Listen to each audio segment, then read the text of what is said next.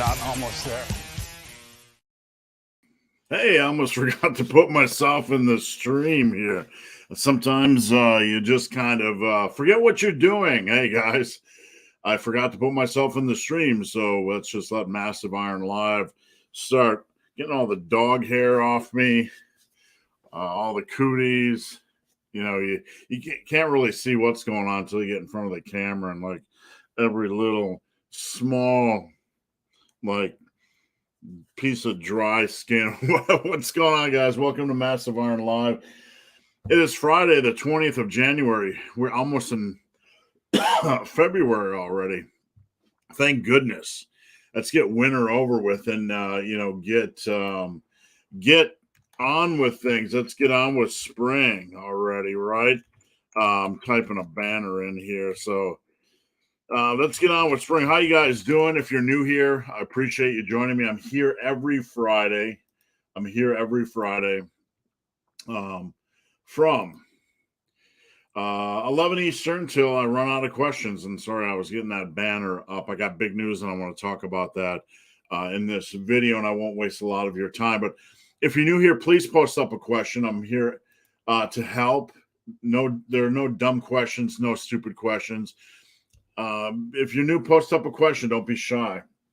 And if you post up a question, and if it doesn't go through, it's not me blocking you or ignoring you. YouTube can be funny sometimes. So if your question doesn't go through, just try to reword it or try to shorten it a little bit, or head over to Instagram.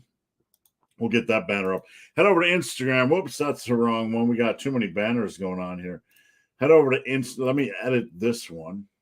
And Instagram, app and the barman, app and the barman, app and the barman. Slide into my DM and then the barman. Type it in, slide into my DM, and I'll answer your question. So what's going on, guys?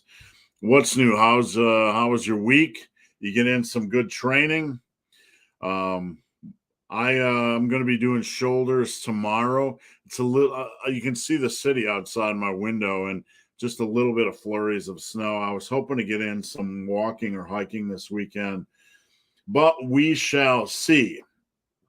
Now, before I get started, I want to just talk about something for a couple minutes. So hold on. TheMassiveFitness.com. The Massive Fitness. And let me pull that up. I want you guys to bookmark that. A lot of people have been asking me, what am I doing for 100,000? How things going to change in the Massive Iron community? What's up for me next? Where am I going? What am I doing? What am I doing with my life? Etc. So this is what I'm doing moving forward. And this is not a spam. This is just my new business, The Massive Fitness. You can see it rolling below. I have pre-orders available. I have this equipment coming in. And I want to let you guys know, I'm not trying to pressure anybody to buy gym equipment they don't need. But I want you to remember this, because we put a lot of time and a lot of effort. I put a lot of time and effort into making this arguably the best equipment in the industry, and that's just not bullshit. The manufacturer that I'm working with understands the industry, is a lifter, and we are, when it comes to value, when you look at price versus price, or comparing this versus Massive Fitness equipment versus other racks and bars and benches in this market, we wanted not only the price to be equal, but the quality to be far better. Like, I want to show you guys real quick what I'm offering. I'm only offering 6 products. You can pre-order it. And if you pre-order it, I'm going to be getting it in about 3 to 4 weeks, and then I'm going to be shipping it. So understand, a pre-order is just that, a pre-order. Now, in the menu, you have racks, benches, and barbells. There's only one barbell, and this is the Power Builder, the E-Coat. This is a legit bar. This is designed to take a beating. We really put a lot of work into this. It's a beautiful, beautiful bar. It's designed just to last and to be durable. It is everything you need in a bar. The shaft diameter is 29.5. We got aggressive knurling, 4 bronze bushings. This thing is black and it is silver, and it is a freaking beast. Okay, so this bar is everything you're going to need for squatting at home, for benching at home, and for deadlifting. It's not a deadlift bar, so you're not going to get that bend. But this bar is going to be perfect for your home gym, and it is $329. You can also do shop pay, and I will stack this bar up against any equivalent bar in the market, feature for feature. Now I have 2 racks. One of them is out of stock. Okay, or excuse me, benches. We have 2 benches, the adjustable benches out of stock. Those sold out immediately. Again, this is pre-order.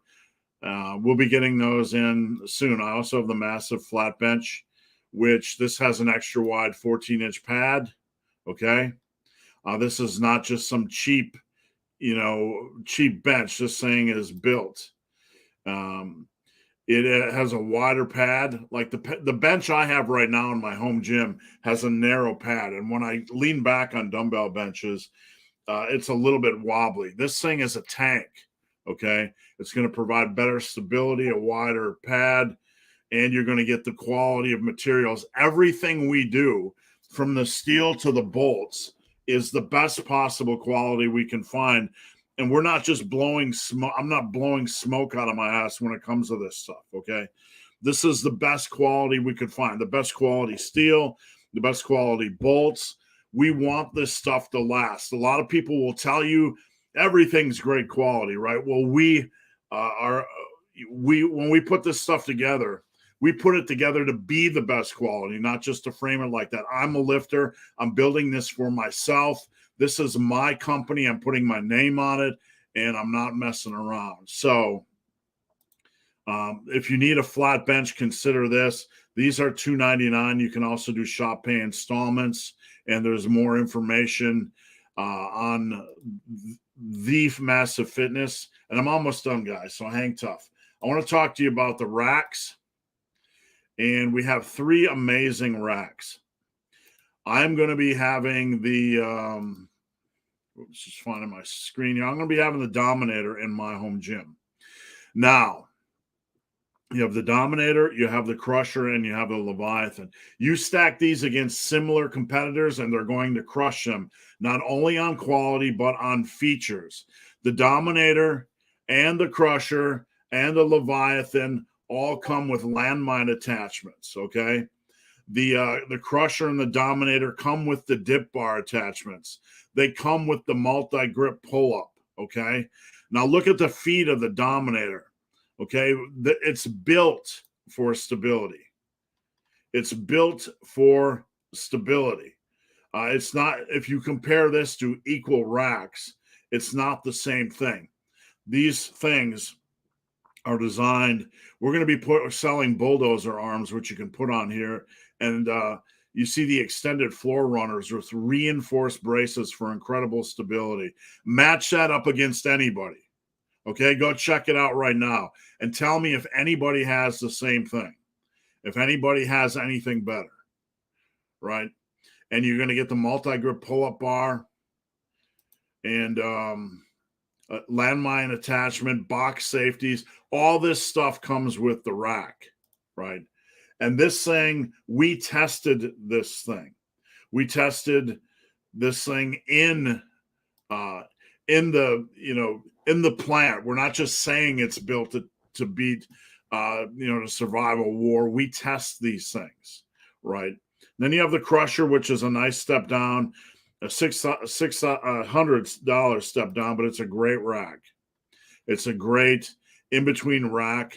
And again, I will put this up against anybody else's rack in this price range, feature by feature. We built these things to last. The best steel, the best bolts, the best everything. This is These are going to come with a lifetime guarantee on materials, on quality. And finally, one more, and then we'll get on to Massive Iron Live.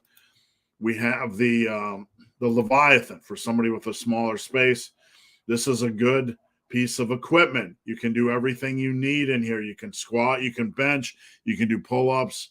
And again, all these things are available with shop pay, so you can do installment payments. So if you guys want pre-orders, we are selling this stuff fast.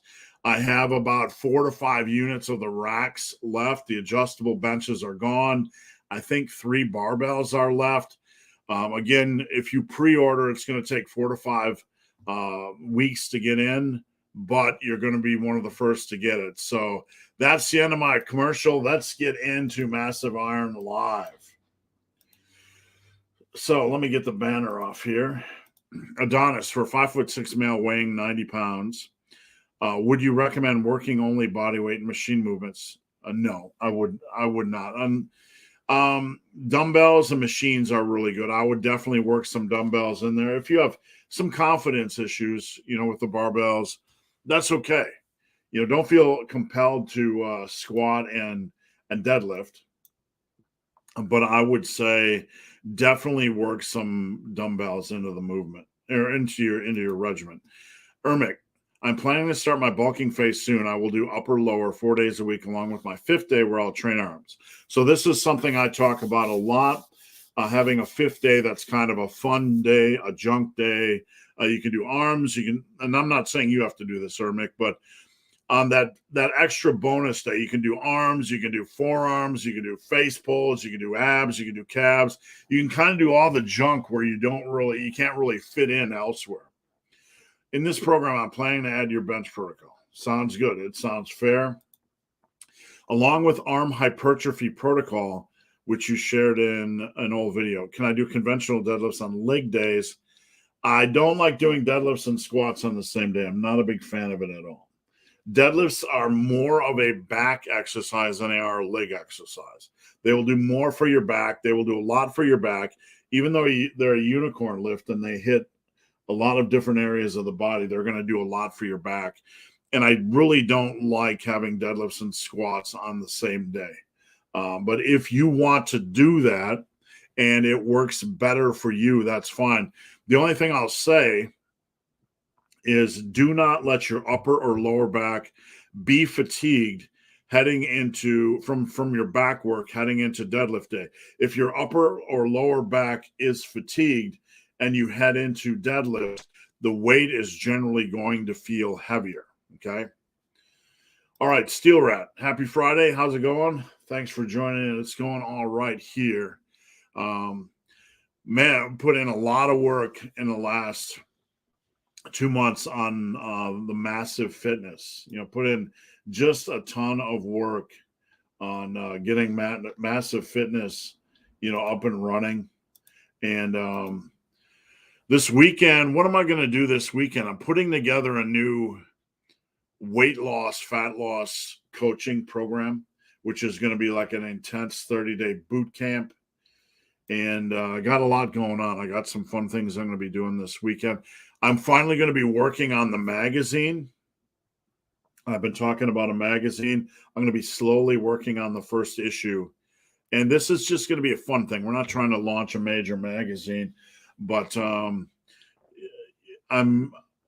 just want to, I'm going to be selling it through my website, and it'll just have some really good content, maybe some interviews, so on and so forth. Just something fun for those that like print magazines. Any opinione on ashwagandha? Ashwagandha, I've written many articles over the years, and Tiger Fitness mostly, because it kind of came onto the scene. Let me share an old article that I wrote. If I can find it, Opera tab, ashwagandha. This is something I wrote back in 2018, so nearly 5 years ago. And this is at Tiger Fitness if anybody wants to see it. I've written other articles. I think, did I write this one? Let's see. No, that's somebody else. I've written a couple other articles, but ashwagandha, and you can kind of take a look. The scientific benefits um, is proven to increase stamina in adult rats. Da da da da. Like any da da da. Let's go over to examine and see if we can find ashwagandha. So this examine it, for those of you that don't know, is like the king of all. You know, if you're a lifter, this has to be bookmarked for you, because if you want to know if an ingredient is legit or not in anything, I would check this out. Ashwagandha has been the king of Ayurvedic herbs. It's best known for reducing stress and anxiety. So stress is a major thing for me because I work long days and I can pick up a little bit of stress and anxiety. And if you look at the research, and we have to scroll down a little bit. So Examine gives it an A for anxiety symptoms and cortisol and sleep quality. That's pretty strong. Now, you can see 6 studies, 3 studies. The studies on anxiety, notable improvement, cortisol, notable decrease, notable improvement. It's still pretty okay for the amount of research we have. So it's looking pretty strong for anxiety, cortisol, and sleep. Therefore, you know, when I look at this, I say, what's the cost of the supplement? Is it reasonable? You know, yes, the price is reasonable. Do the outcomes look kind of beneficial? Sure. So what's the downside of taking ashwagandha? Nothing really. So I would definitely consider it. Stein, how's it going, Stein? Welcome to the party. Jeremy, oh, are you still planning to post your masterclass? No, I'm just not.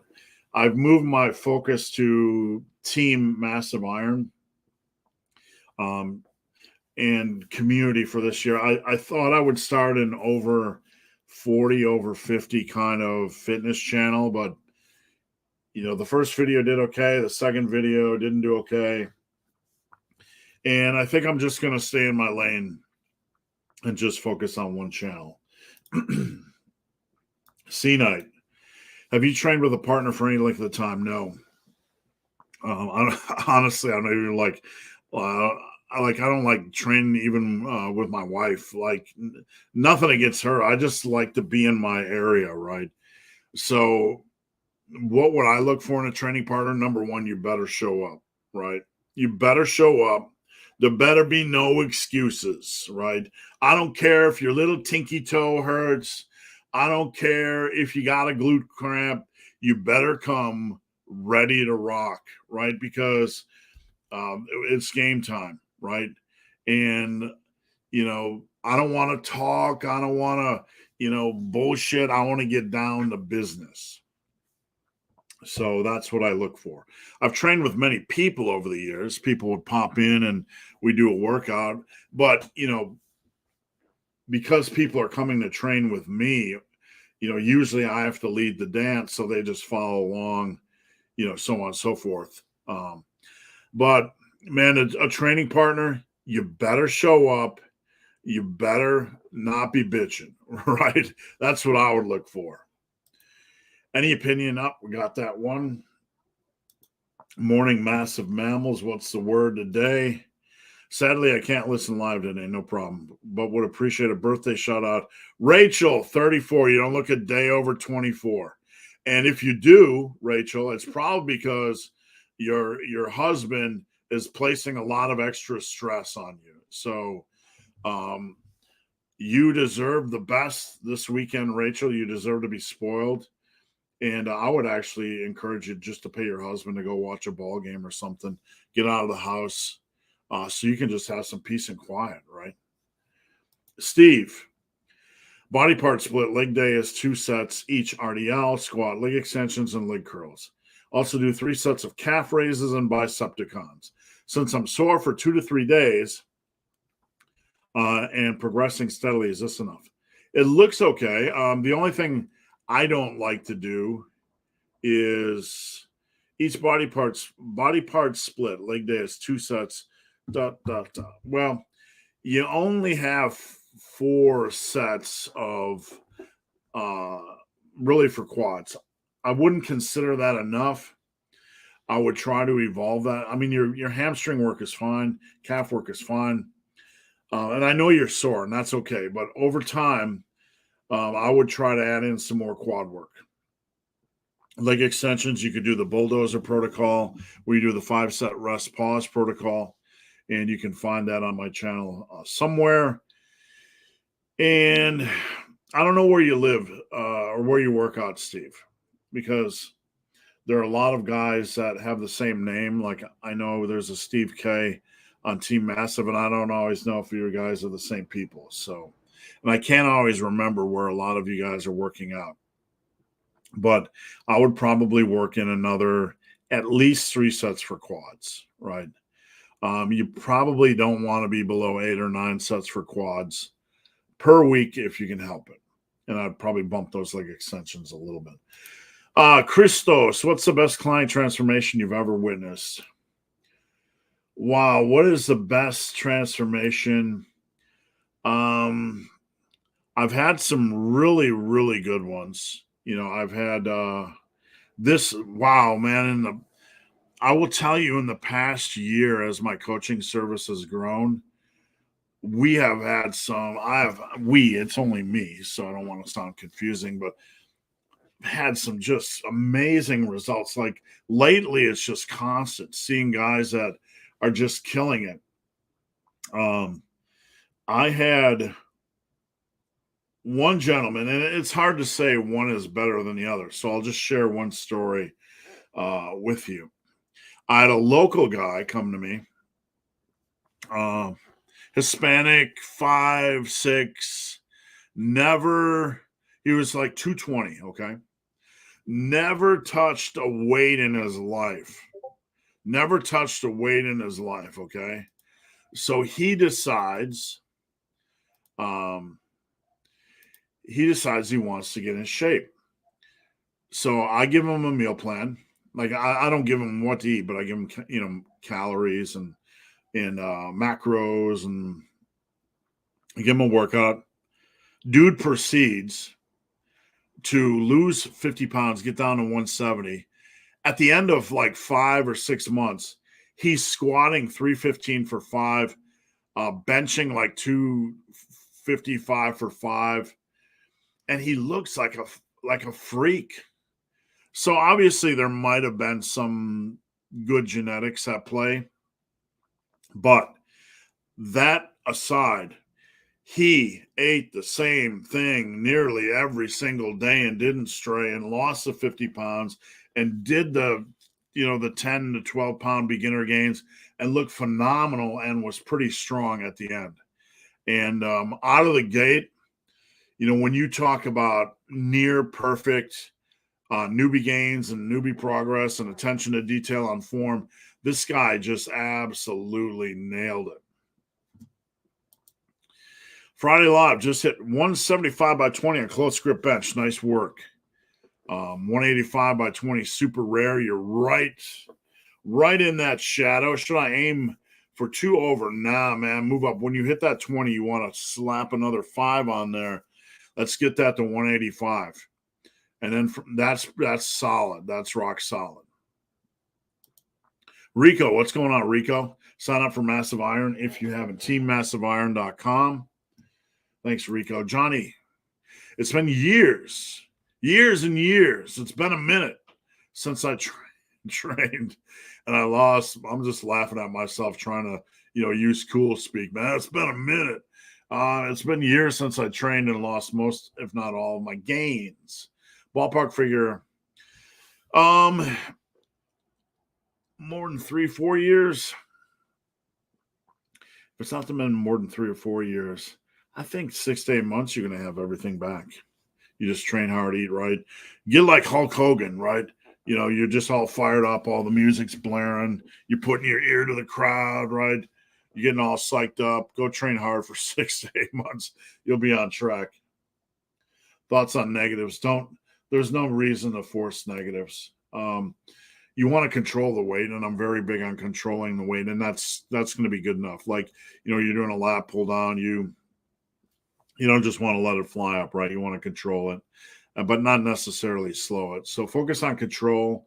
Um, if the problem with negatives is you need to, like, if you're going to do a controlled time negative on a lat pull down, you need to know how to do it, right? It's not just a variable of time. So a lat pull down, when you pull a lat pull down, you drive your elbow down.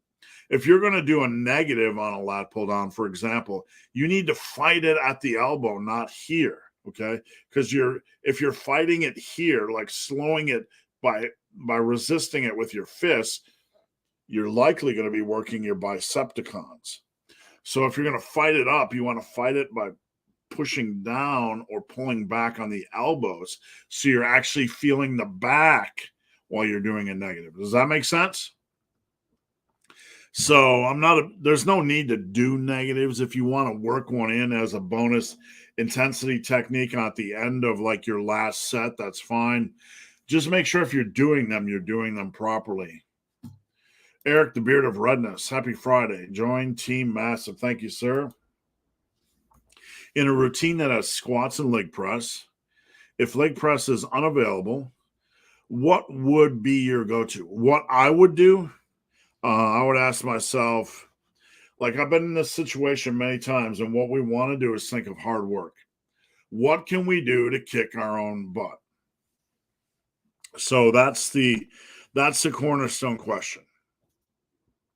If you have an equivalent exercise like hack squats or pendulum squats or leverage squats, go do that.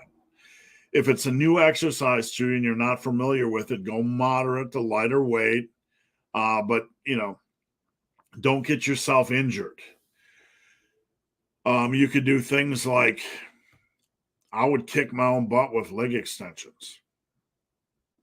I'd find a way to just absolutely destroy myself with leg extensions, right? Your opinion. All right, let me get a drink here.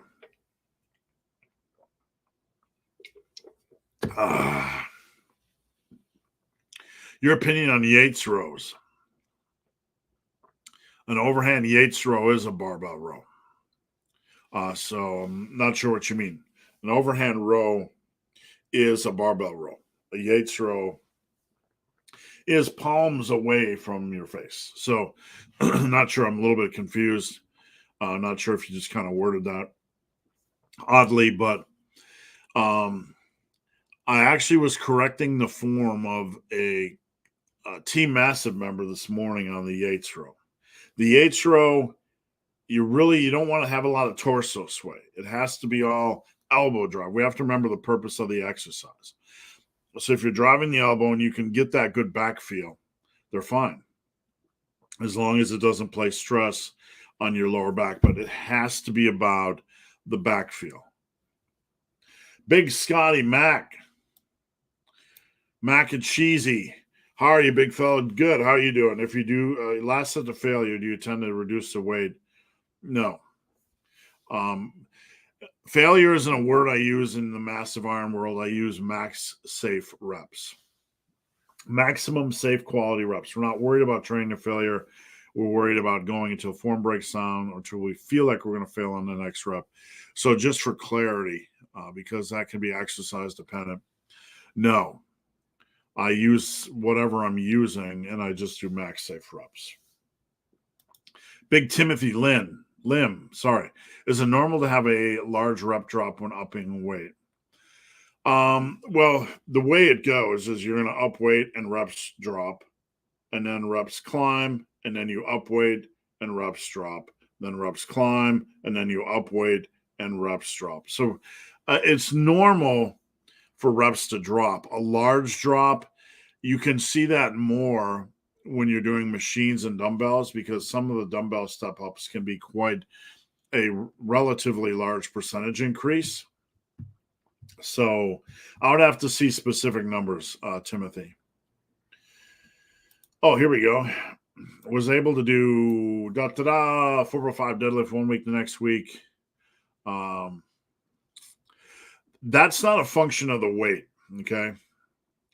What that is probably of a function of is like your central nervous system was a little bit under the weather that day, or you had a little bit of lower upper back fatigue going in, minor, but you might not have been aware of it. That's not a big enough increase where you're going to go from 4 to 5 to only 2 sets of 4x3. Big Jason Walters, can you give some thoughts on meal timing around workouts, and also when you like to schedule workouts in your day? Morning workouts, if you check the scientific consensus, suck balls, right? They're not easy. Just excuse my bad humor, but they're not easy. So I'm not against them. You just have to kind of, you got to work out when it makes sense for you. It's not really going to matter in the long run. Your central nervous system is not going to be as sturdy and as willing to attack the weight in the morning as it is in the afternoon. But you also need to find a time to work out that makes sense for you, where you're not fatigued. So work out when it is best for your schedule, when you're going to be most likely to stick to it. Meal timing is going to be dependent on when you work out. If you work out in the morning, you want to get up and have some water straight out of bed, maybe with a little bit of sodium, because you're low on water straight out of bed. And sodium is the electrolyte of energy. Okay. So I could tell you my experience in running. When I managed my sodium most efficiently is when I experienced the least amount of fatigue running. So you want to be, if you're working out in the morning, you want to get some water in, you want to get some sodium in, not a lot. You don't have to, like put a lot, just a little sodium in your water, or eat something a little bit salty. And you probably want a little bit of fast digesting carbohydrates straight out of bed. Not a lot. You don't want to go into your workout with a full stomach. Fast digesting. If you eat fruit, yes, it has sugar, but it has fiber and all that other stuff that has to digest. So that's going to be slower digesting than eating something more processed, right, in the morning. So even half of a MetRx Big 100, protein bar, 200 calories, a little bit more sugary, faster digesting, something that's more processed, that's going to digest faster. Meal timing, if you're working out in the afternoon, you want to have something moderate, not heavy, an hour and a half to 2 hours, usually about 2 hours before. I like to have 30 grams of protein. I like to have some carbotrons, right? And those are the key two things. So, but not a lot of calories. Usually I don't go over 400 calories. I want to make sure my glycogen stores are there, up to speed. I'm not hungry going into my workout. I'm not full going into my workout, because, if you're full going into your workout, your body has to decide, am I going to use this blood for the muscles, or am I going to use it in my stomach, right? So it's going to pick the muscles, and whatever in your stomach is just going to kind of sit there. You have a chance that you're going to get an upset stomach. You might feel a little bit sick, and it's just not going to get digested, not going to be, beneficial.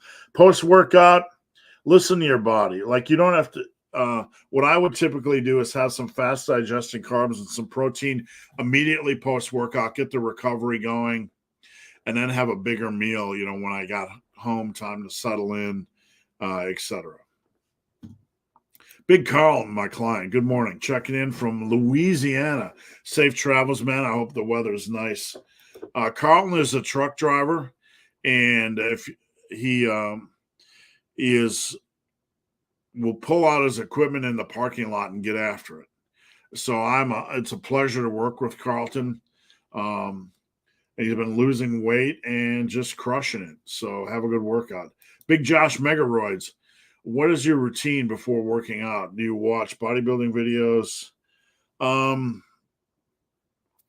My routine, well, it's varied over the years, obviously. When I was working at Tiger Fitness, I had the gym right there, so I could kind of get ready as the end of my workday wound down. But I didn't really have a specific routine, other than timing my last meal. I mean, I like loud, aggressive music when I'm working out. So that's really the cornerstone, home gym, or when I was, at Tiger Fitness, I would just have the music. That's the key thing for me, because I like rage during my workout. I like aggression. It is a whole ritual for me, and not everyone has to be like this, obviously. This is just the way I like things. I like focus. I don't want to fucking talk about anybody's day or the weather or what the football team is doing. Don't care. I really don't care. Right? I don't care what you're doing on the weekend. I don't care what you did last night. I don't want to hear anybody's bullshit. Right? I just want to work out. That's my time, my church time. I want to crank on the music and just destroy. How many megaroids to have a back like Josh? Josh, we call him megaroids for fun, and simply because I believe it was on Jeffrey Verity Schofield's Thang, Thang, once that we, let's see if I can. I think it was on Jeffrey Verity Schofield's Thang once that somebody accused him of using megaroids. So that's what Eric is referencing. Matthew, top of the morning, Steve. Getting ready for a squat focused lower session. Having this playing is often more motivating. That's awesome, man. Have a good workout. And I assume you're in a home gym, because that'd be kind of weird to have my ugly face in the commercial gym. But man, I love looking at pictures of home gym. It's like a guilty pleasure of mine to see what do they have, like what equipment they have, what are they getting it done with. Like commercial gyms are all plastic and plastic weights and plastic machines and shiny machines and fluorescent lights. And there's just something about a home gym, even if it's just bare bones. Timothy, not getting much out of pull-ups. That's okay. Second part, considering subbing them.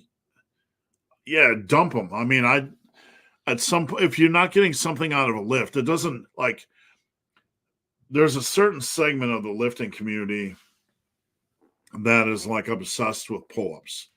Kind of the same smaller percentage that's obsessed with ass to grass squats and all these other arbitrary things. There's no mandatory lifts.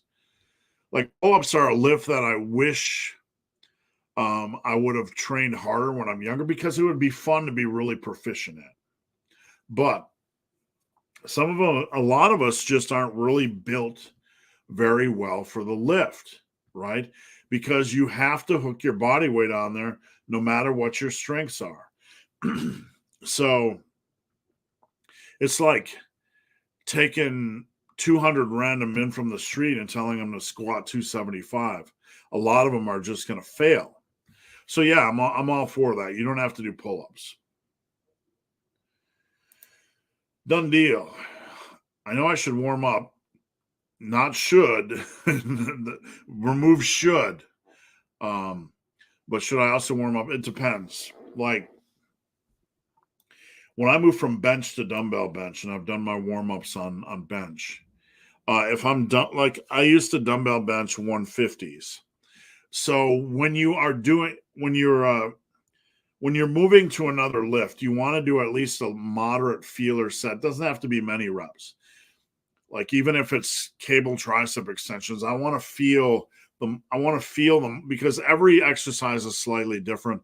I want to make sure the connective tissue and everything is feeling okay and the muscles are feeling okay. So at least one moderate set. This won't take much, 30 seconds, feel it out. If I'm moving to another big compound lift, It depends on the compound lift. Like if I'm moving from bench to dumbbell bench and I was doing 150s, normally I would do 50s for 8, 100s for 4 or 5, and then I jump in the 150. So I have to do fewer warm-up sets, but I still need to kind of ramp up appropriately to make sure everything feels good. If I'm going from squats to leg press or squats to hack squats, I'm going to do the same thing. I'm going to do warm-up sets to make sure everything feels okay. Maybe not as many as if I started fresh, but at least a couple. Matthew, how do you know if you've added too much volume?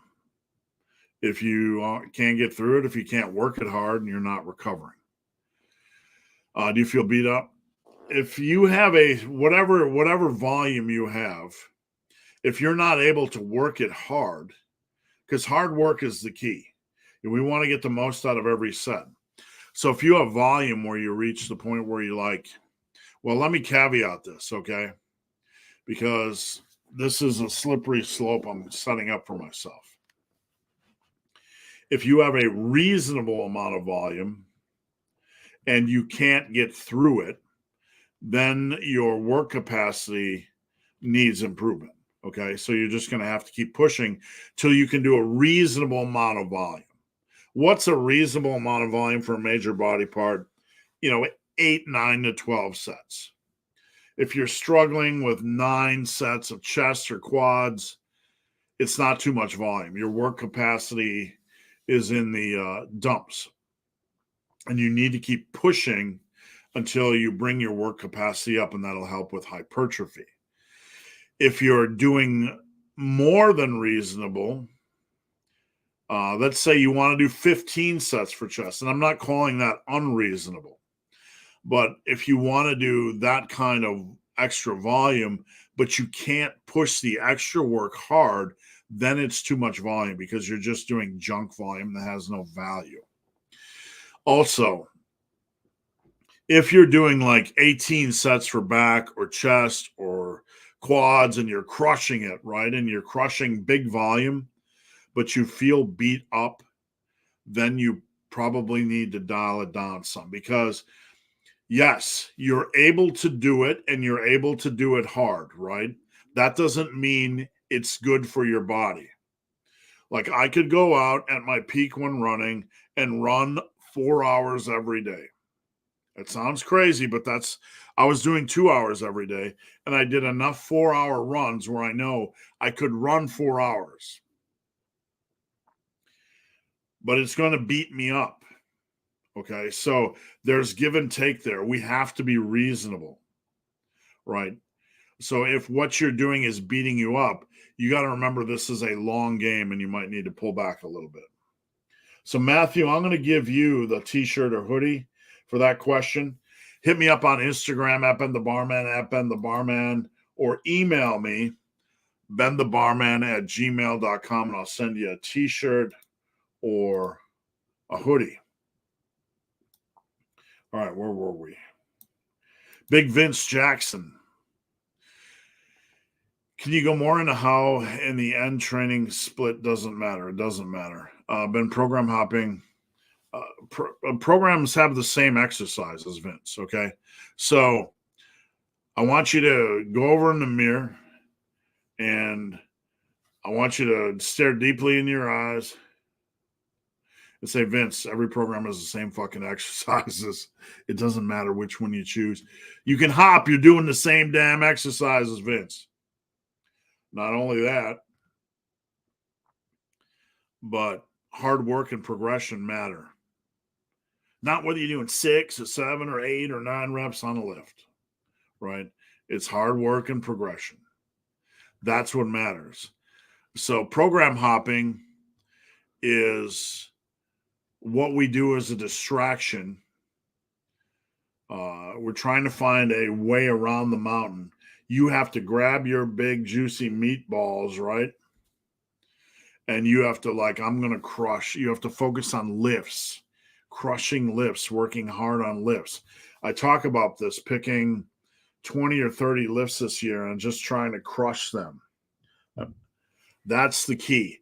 And you're like, well, can I just go in the gym and do whatever. No, program creates structure.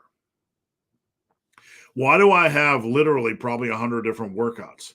Because I'm giving you a choice of how to train. And choices matter. You might like one style rather than another. It doesn't matter if you like this style, bro split, and Joe Schmo likes a body parts, or excuse me, full body. Right? He's not better than you. You're not better than him. He found something he likes. It's just like picking a partner in life, right? You get to pick what you like. Just make the most of it. But you know what? They contain the same damn exercises. I can tell you, as somebody that programs for a living, there's only so many quality exercises. Programs contain the same damn exercises. If you're program hopping, all you're doing is lying to yourself. You're like, it would be the equivalent of having your wife, your partner, whatever your thing is, putting on a wig and a different color lipstick every night of the week, in different dress and different shoes or whatever, different Speedo, whatever your thing is. And then trying to act like it's a different partner, right? It's the same thing. It's the same exercises. Oh, but the rep range is, who gives a shit? You still have to work it hard. It's still about progression. Elliot, Big Elliot N. Shout out to Team Massive. Thank you, Elliot. I've devote drop deadlifts for now. Still doing. I've dropped dead. I'm going to say I've dropped deadlifts for now. Still doing barbell back squats and RDLs and rows. No. Posterior chain, you're going to have your erectors. And RDL is going to work to a certain degree. Deadlifts are great for erectors. And you can do all the back extension work you want. And it's probably not going to build big erectors, even squats. So it really comes down to, how big do you want your erectors to be? So people are like, what does it matter? Let me see if I can find erectors from deadlifts. I gotta search this off screen because just searching erectors is kind of a scary thing to search on the worldwide inner tubes. Okay, so I think I found an image, and let me get it out here, paste it, and let me show you guys. Where are we at? There we are. Okay, so see the middle area, like right outside of the red, that big thick muscle that runs from the bottom to the top. See the middle arrow, the long one? That's the base of the erectors, and it runs up. That thick erector is going to be harder to build, without deadlifts. So are you missing out? No. I mean, do you want big beefy erectors? No. I mean, maybe you don't. I don't know. I could show you back without one for comparison. Let me see. You can spot a back without big thick erectors. So don't hate me. It's just the image that came up. Okay, it's just the image that came up. Here is, I don't know if that's Athlete X I'm about to present. I don't know. It kind of looks like one of his thumbnails. It doesn't really matter. But you can see, yeah, he's pushing back, so you probably couldn't see erectors if you want to. But you can kind of see what a back looks like when you don't have the thick erectors, just for reference. So,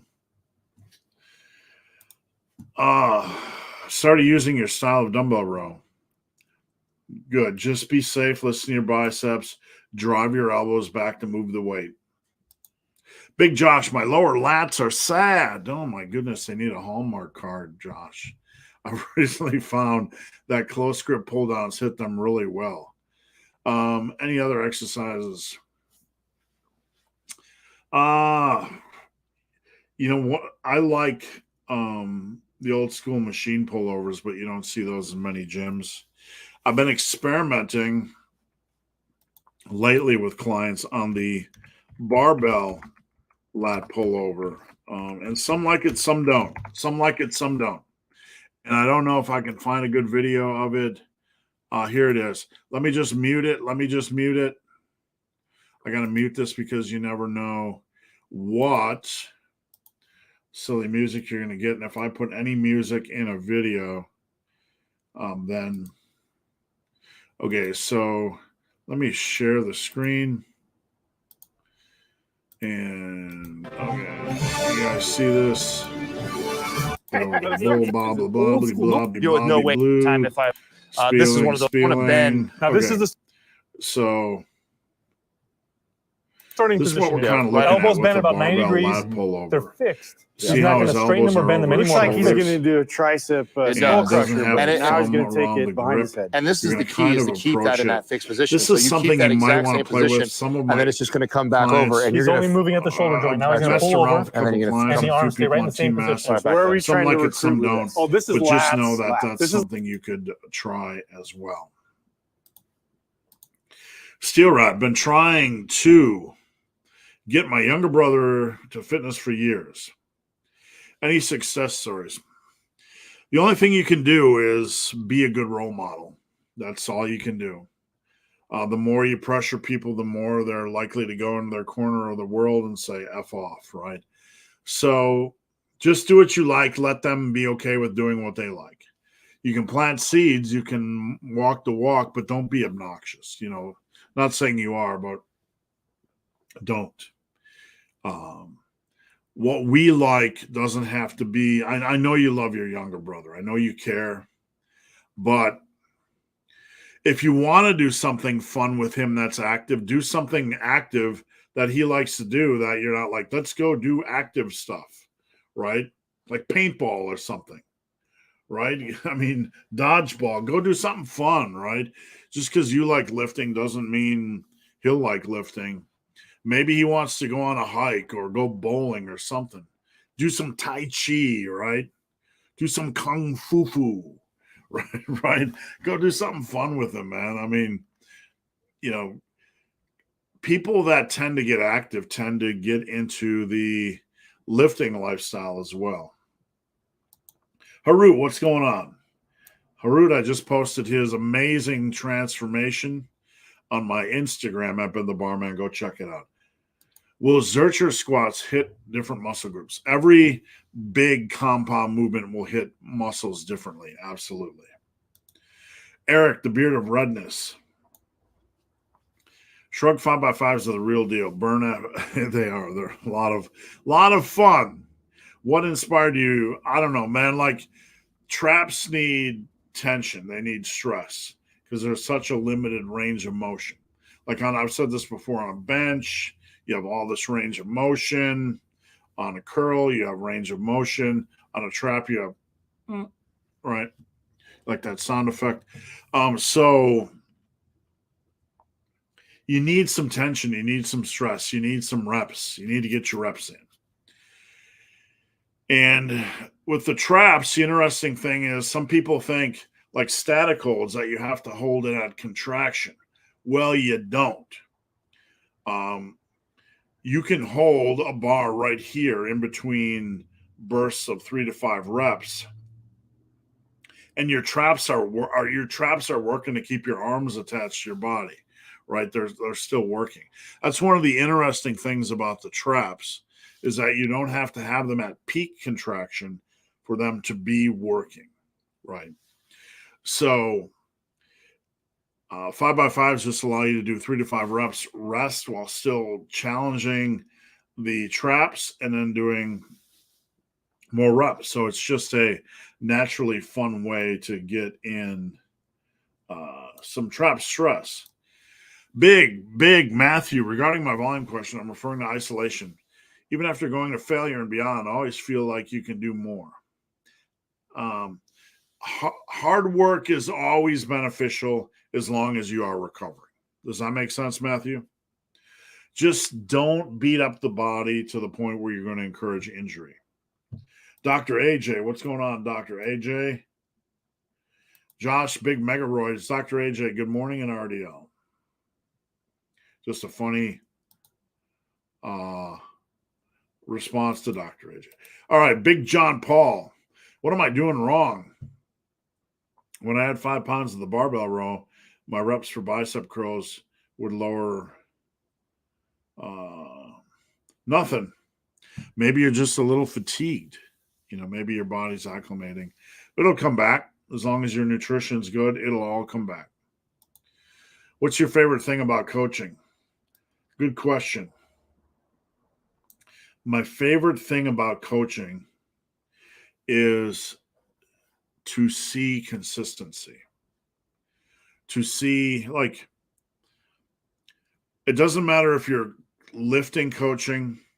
It doesn't matter if you're coaching ballet or kung fu, right? It doesn't matter what you're coaching.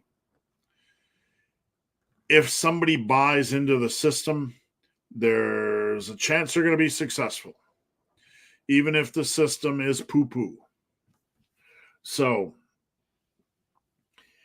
to have somebody buy in and do the nutrition and do the form checks and work on form and do the workouts, that's my favorite thing about coaching.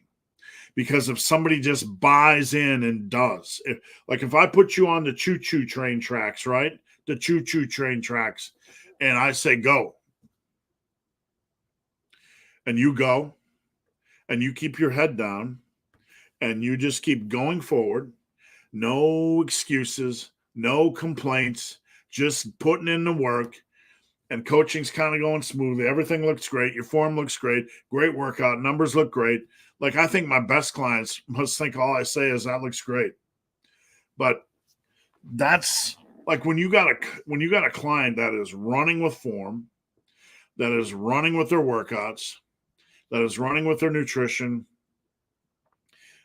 all you can do is say, go get them, Tiger. Just keep going. Because the key right there is to keep them going forward.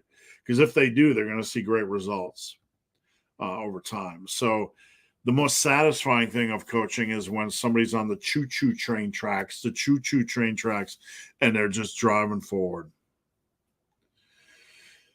The other side of things, I mean, coaching, you have to meet people where they're at. And not everybody is built like that, right? So our job as a coach is to get more out of people. Like, you can't turn everybody into Jordan, right? That's reality. And if you can't be Jordan, that doesn't mean you can't still get a lot of value out of what you're doing. So a coach isn't just there to be a fair weather coach, right? To get the most out of the superstars. A coach, the real work of a coach is to get the most out of everybody, to get everybody a step forward. Because I don't focus on, let's say I have somebody that's not quite a superstar, okay? Their form's rough. They're trying. They don't always have that drive to push for the plus ones. They're still gaining confidence. And their nutrition's a little up and down, right? Not being critical of this person, but they need work. They need coaching. So my job at that point is to get them a little bit a step forward. Like, okay, I want to challenge you. Get a +1 on bench next time. I want you to increase your nutritional consistency on the weekend. That's my job. And if you can take somebody that's kind of loose in all areas and start to pull in and focus. And then you can set them on the choo-choo tracks and move them forward. So the real meat and potatoes of coaching is that because each individual person matters, right? They matter, and not everyone's at the same level, and that's okay. That doesn't make them bad. but they have to be willing to be coached, right? People have to be willing to be coached. Like if 60 people show up, 80 people show up to want to make the high school football team, your job is to not only get the superstars to perform the superstar level, but to get the backups to be the best they can be. So when somebody goes down, they can step in and, plug that gap and be reasonable. So as a coach, your job is to get everybody from A to Z up to speed the best you can. And everybody matters and everybody is important. And not everybody's at the same place. Everybody has a different journey and a different story and different challenges and different injuries, and that's okay. My job as a coach isn't to discriminate. My job as a coach is to coach. And there are some people in the fitness world, and I can tell, if you see a coach acting like this, I'm going to be honest with you, they're a sham coach or a fake coach or a shit coach, or they're just an egotistical asshole. What do I mean? If you get somebody that's just like, if you're not going to be a superstar, you're not good enough. If you, how do you say this right? What's the best way to say this? You're a piece of living human trash unless you reach my standards, right? No. If you get a coach that's like that, that's like everybody should be able to reach, elite status. And if you're not, you're a piece of human trash. It's not like that. I've dealt with, I've probably coached over the years 1,000 people. Okay. Just pulling that out of my bunghole, but it's probably pretty close. Probably pretty close. And everybody's different. Different work demands, different relationship demands. Some people are dealing with depression. Some people are dealing with food issues. Everybody's different, but we have to respect everybody. We have to. So, my big goal is building a relationship with a person, building trust and communication. The hardest thing for me is somebody that signs up and doesn't communicate. There's nothing I can do to help them. I can't build a relationship. We can't build trust. We can't fix things. Big Brandon Wong, do you think you will or should drop the intensity of your training? You'll naturally have to change. I don't train the same way now as I did 10 years ago. But I've climbed that mountain, right?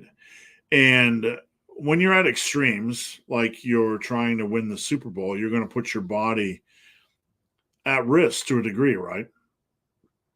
If you're trying to be the top UFC fighter in the world, you're going to do some things that are over the line, that risk health for a specific goal. So I've been there, but not everybody has to stay in that area, right? I train more reasonably. Like I might do 225s for 5 sets of 10 or 20 reppers on 225. I'm not trying to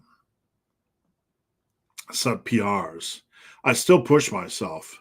I just push myself in different ways that aren't going to be as punishing. Rick 00 or ooh. Hello, Steve. Injured my sciatic nerve a few months ago doing Bulgarian split squats. I'm now basically fully recovered. How do I get back into training leagues safely? Well, first thing I would do is probably not do Bulgarians. I'll probably get your base exercises up to speed. I would avoid the exercise initially that caused the problem. And when you return to that,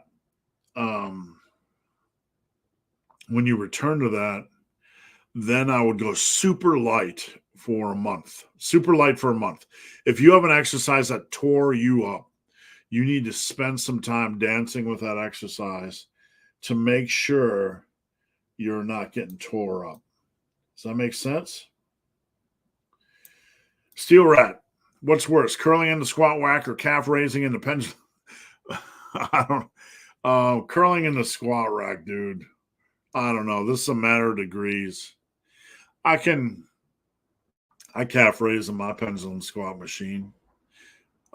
People calf raise in the leg press, but the squat rack is called a squat rack. It's a very specific lift. There's limited, it's a major lift. And when it comes to a major lift, there's a food chain.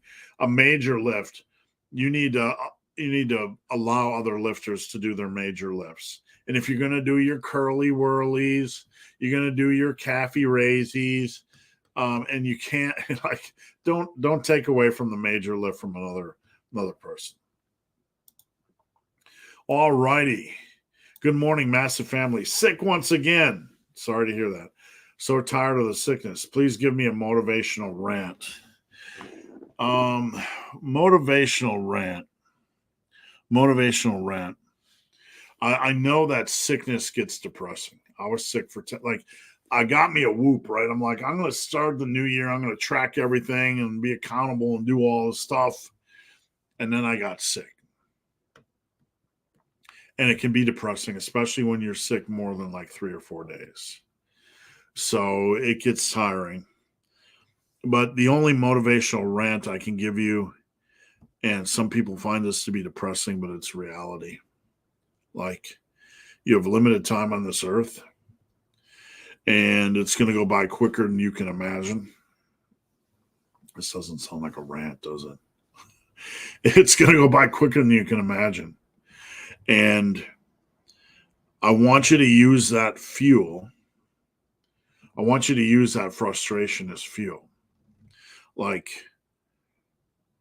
You need to step in front of the mirror and ask yourself, what the fuck are you doing with your life? What are you fucking doing with your life? Right? We have so many dreams and we have so many goals and so many things we want to accomplish. And day in and day out, we wake up, every single day and we're like idiots, fools. We repeat the same thing over and over again. Same goals, never going after them, right? I used to see some people in the fitness community making fun of people that would push themselves hard. Why would you put yourself in harm's way? Why would you, as a big dude, big, hairy, ugly dude, try to run 2 hours a day, 6 days a week? Why would you do that? Why would you put on the raging fucking music and go into the gym and beat the living crap out of your body? Why? You're going to shoot your eye out, kid, right? You're going to shoot your eye out, kid. Because that's when I'm most alive. That's when I'm most alive. In the moments where I've been 45 fucking kilometers out in the middle of a fucking rainstorm and it's 42 degrees or it's 96 degrees and I feel like fucking death and I can't move an inch. I don't want to move another inch forward. I feel sick to my stomach. My quads are cramping and I literally feel like I can't move more than a fucking inch. But you know what? In that depth, that deep place, that dark place, that place of despair is where I am most alive, and it's going to create the biggest fucking memory of your life. It's going to create the biggest, crawling out of that hole and that inch when you are 45 kilometers in and it's 96 fucking degrees outside and you want to run 50 kilometers for the first time in your life. That next inch feels impossible. And you are going through hell. But you know what? When you're done, you're going to look back at those last 5 kilometers that were living fucking hell, those last 5 reps that were living fucking hell, You're going to look back at that, and that's going to be the best fucking time of your life. That's what you're going to remember when your old crusty motherfucking ass is laying in your deathbed. Right? You're not going to remember some stupid fucking football game. You're going to remember that time when you were free, physically free, out on that fucking mountaintop, and it's 96 fucking degrees outside, and the bugs are eating your nasty ass. You got salt in your eyes and you can't see, and you got cramps in your quads and you can't move. And every footstep literally feels like it's taking a minute. You're going to remember. You're going to get tears in your eyes because it was so emotionally powerful. The last fucking 5 kilometers, the last fucking 5 reps, the last push to hit 315 on the bench. Whatever it is, when we push ourselves physically, when we adventure and we do something radical, there's risk, right? But the fucking reward is so amazing. So the only thing I can say to you guys is be smart, train smart. Don't train every day like that, right? But when it comes time for your Super Bowl, when it comes time for your big push, I want you to go out there and I want you to fucking enjoy the recklessness. I want you to enjoy the chaos. I want you to embrace like that feeling when you just can't go on, right? Like where you're at right now being sick. I want you to fucking do something epic, like come back and remember, man, I was sick to start 2013. At the end of the year, I was sick to start 2013, but I fucking pushed and I did something epic. That's what you're going to remember. Brendan, what's a good 10 rep max? Brendan, you keep asking me this question. Are you trolling me? There's a video I keep sending you, Brendan, of max reps. So I'm going to keep sending you that. Brendan, I'm not trying to be rude, but this is literally like the 20th time you've asked me what a good 10 rep max is on this side or the other lift. And I don't know if you're trolling me, Brendan. If you are, you're a master troller.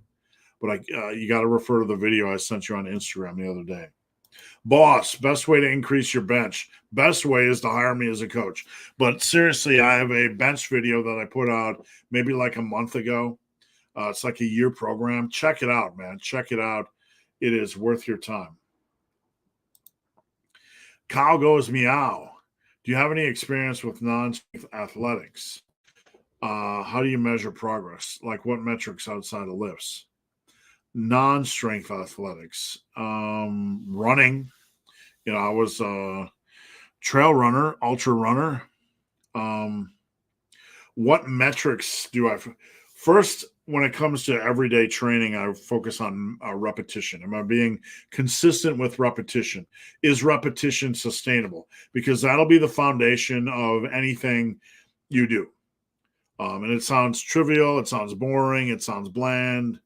But running, I ran at conversational. A lot of people be like, what's your running speed? What's your running splits? Don't care. My running split is I would go out and run for 2 hours a day. I would run for 2 hours a day at conversational pace.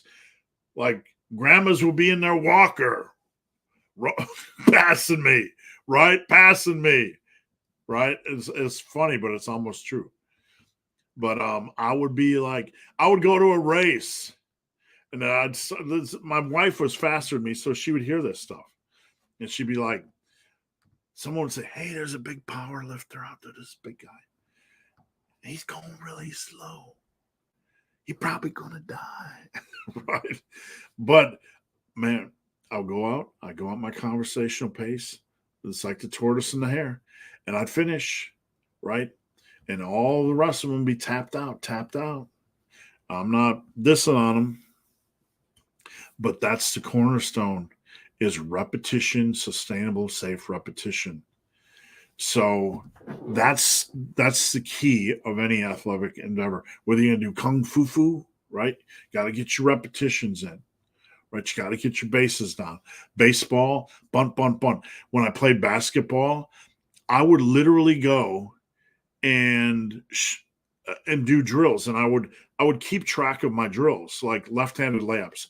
What percentage of 100 did I make? I would do left-handed free throws. I would do single hand free throws, and I would track them. I would literally track them. I do 100 3-pointers every day, and I track how many I made. I would track all this stuff. I would go with a notebook to the basketball court, and every day during the summer, I remember I would do 100 3-pointers. I would do 100 right-hand layups. I would do 100 left-hand layups. I would do 100 free throws with just my right arm. I would do all these kinds of drills, and I would track them. So, you want to be consistent. You want to have sustainable, non-punishing, and shoot, I don't know if you're talking about this sort of stuff, but that's what I would. With running, I would just look at sustainability and metrics like that. All right, I'm just babbling. Big Bill Monte, happy birthday, or happy birthday, happy Friday. It's not my birthday. Don't get any ideas. Happy Friday. Team Massive. Upper A already done, but 5x5 on bench, with the last two being back down 3 style and then max safe reps due to wrist elbows. Hope it went well. Thanks for making the muscle loss during a cut. Who cares? I've lost 5 pounds. Well, I'm glad it was of value. It's really true. It doesn't matter. It just doesn't matter. It's like people are so paranoid in the industry that you're going to lose all your muscle if you do a 10-pound cut. Nothing could be further from the truth. What are sit squats supposed to be? Sit squats? Anybody have a video? I don't know. There's so many weird exercise variations. I want to make sure we're on the same sheet of music. Parso, what's going on? Corey, $299 is a good price regarding the adjustable bench, and the quality. Thank you, and the quality is legit. Dr. AJ says, I saw an amazing rack last night. Good for you, man. You can never see enough amazing racks. Is the mesocycle something that should be picked? No. Like most of us don't need meso, micro, anything cycles. It sounds cool, like if you're a coach or trainer, like, I'm going to devise a mesocycle, right? Okay, great. Lifting, muscle building, you do not need mesocycles, right? If anything, if you kind of get stuck, you might need, nonlinear periodization or, concurrent periodization, doing something a little bit different at the same time. But, unless you're like training, like one of those amazingly strong lifters trying to train for a legit world record or whatever, then you might have to worry about mesocycles.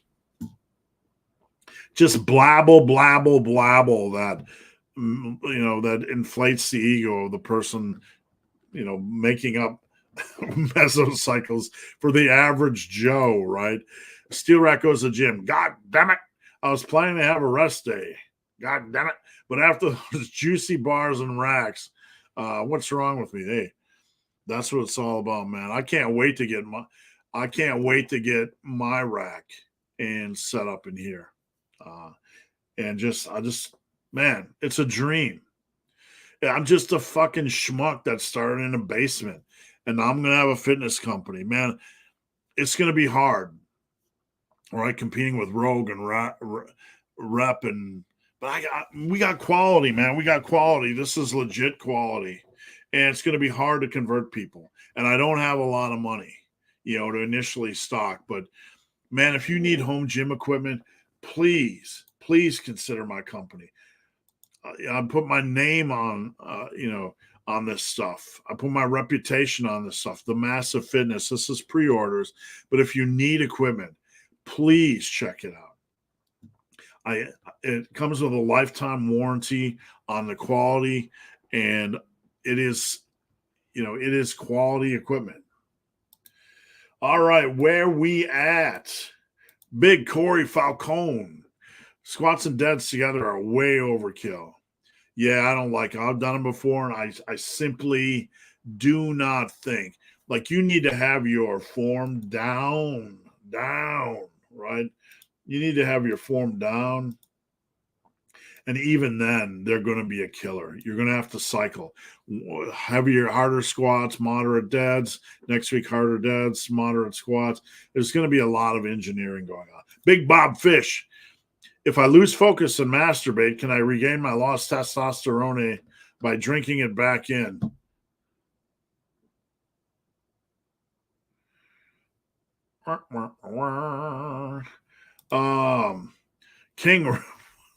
King Rat, what's going on? Sometimes you're in the middle of reading something and you're rolling along, and then you're like a train going downhill. You can't stop reading it, but you wish you could backtrack a little bit. Bob, go to the shame corner. Have you trained with a partner for any length of time? We already got that one. Sorry. Apologies for that. Bob, you always saw a drink. Drinks on the house and they're all on Bob. I guess overhead press threes naturally progress slow. Yeah, but you got to think of it like this. Let's say your overhead presses are 115 for your top set for 5, 6, whatever. Each rep you add on there is going to add about 5 pounds on your max. So to get from 115 to 185, it's a limited amount of steps. And over the course of 5 years, if you want to get there, hey, it might only be 4, 5, 6, 7 plus ones a year. So it's going to progress slow, but it's going to happen. Will swapping seated and standing every week make it? No. I would do both every week. Rahul, how do we figure out if the chest or the triceps is a weak link while benching? Well, number one, we shouldn't worry about it. We should not worry about it until we really have built a strong bench of over 275. Until then, you want to get your chest strong on multiple exercises, dumbbell, barbell, machine, maybe dips and push-ups. You want to get your shoulders strong on dumbbell, barbell, overhead press, maybe machine. You want to get your triceps very, very strong on multiple exercises, and you make sure your nutrition is on point. You need to nail that nutrition, and then and only then do we worry about weaknesses. First, you have to build the base on everything. First, you have to build, and then you have to assess. Corey, I would look at high quality form of ashwagandha like Sensorial. If I'm going to look at a supplement company, I do my research online and look for legit companies or legit sources that can rate quality. Be really careful who you buy your supplements from. Joy, have you ever dropped a client workout partner because of I've dropped 2 or 3 clients over the years. I don't have workout partners, but I mean, there were a couple rare cases where I dropped a client. Usually, I think 3 cases. And let me explain, because like nobody wants to drop a client, right? But I have had a couple times in my illustrious coaching career, when you build, like, every coach has their philosophies, right? Doesn't matter if you're a kung fu coach or a football coach or a dancing coach or a vocal coach. You have your system, okay? And you have your way of doing things. So people come to you to be coached. I've had some people, very rare, but there was one client, for example, where I put together a workout, and then, I don't know, 3 or 4 days later, he's like, maybe it was an upper lower, I don't recall. He's like, I think 3 days would work better. Maybe you do a full body. So no problem. That's fine. That's what coaching is about. I'm going to give you, here's your full body. And then he decides, I want to do a full body I want to do a leg day in the middle and then have like 2 full body days at the end without legs. I'm like, okay, no problem. So we're like 10, 11 days in, third workout. And then we go like, I don't know, a week or two and he's not doing any workout. So I haven't had a workout report in like 3 weeks, right? I've had 3 workouts, but no workout reports. So at that point as a coach, you're starting to go, something's going on here.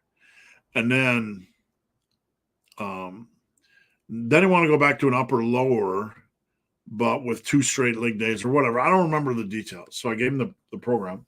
And then he got angry at me, literally angry at me, saying, you're a sham because all you're doing is taking the same exercises and putting them into different splits. I'm like, no shit. No shit I am.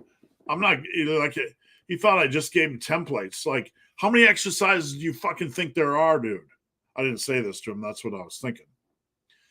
But he got angry at me because what I think was happening is he didn't really want the exercises I gave him, but he didn't say it. Hey, if you don't want to squat, just tell me you don't want to squat, right? We don't have to squat.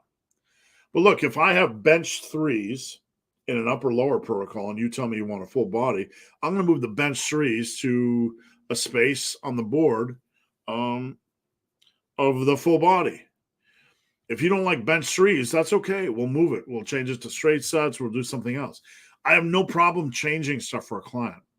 But if something isn't like, unless you don't say you want something changed, we're just going to, like when we change splits, we're going to move it to a different split, right? So anyway, I said, look, I don't think I'm the right coach for you, you know. Dude was, and he went on the internet legitimately and like created multiple accounts saying, I was a scam artist and all I did was use cookie cutter programs. Like, okay. You know, if you could see it on my end, I spent probably 40 to 45 minutes onboarding a client on the phone. And I try to keep it as streamlined as possible so I'm not wasting clients' time. And then, you know, I build a custom workout. It does take me, like, I've been doing workouts my whole life, but I got to sit down and look at their equipment, their injury history, move pieces around the puzzle, decide what's better. It's like, not if you built 1,000 workouts, there's only so many components to a workout. So some of them are going to look similar, but I certainly don't do cookie cutter stuff. But I don't know. And the other couple of times I've dropped a client, and this is a long rambling story, I know, but it's when when somebody comes to you and to say, like, I want to run John Meadows, whatever program, or I want to run strong lifts or starting strength. Like, I don't coach other people's programs. That's not an ego thing. I coach my program. So if you want to run that type of program, that's fine. I will build you my way of running the same structure. So if you like a 5x5 on squats, I'm going to build you my way of doing a 5x5 on squats, right? Because I'm a coach and I believe it's my best way of doing it. But a couple times I've had people say, I don't want to do your way. I want to do this other coach's way. And no hard feelings, but I am not going to coach you on another coach's program because I am not familiar with the mechanisms and the wheres and the whys. I'm familiar with the mechanisms and the wheres and the whys of why I program. Does that make sense? All right, we're an hour and a half in. Let me get some go-go juice here.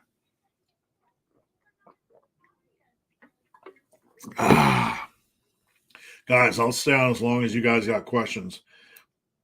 This might be a record day because there's 5 million in the queue. I'm going to keep going. I might die if I run out of energy drinks. So somebody might have to Instacart me some energy drinks. All right. Want to be a good training partner? No goofy exercises. Right.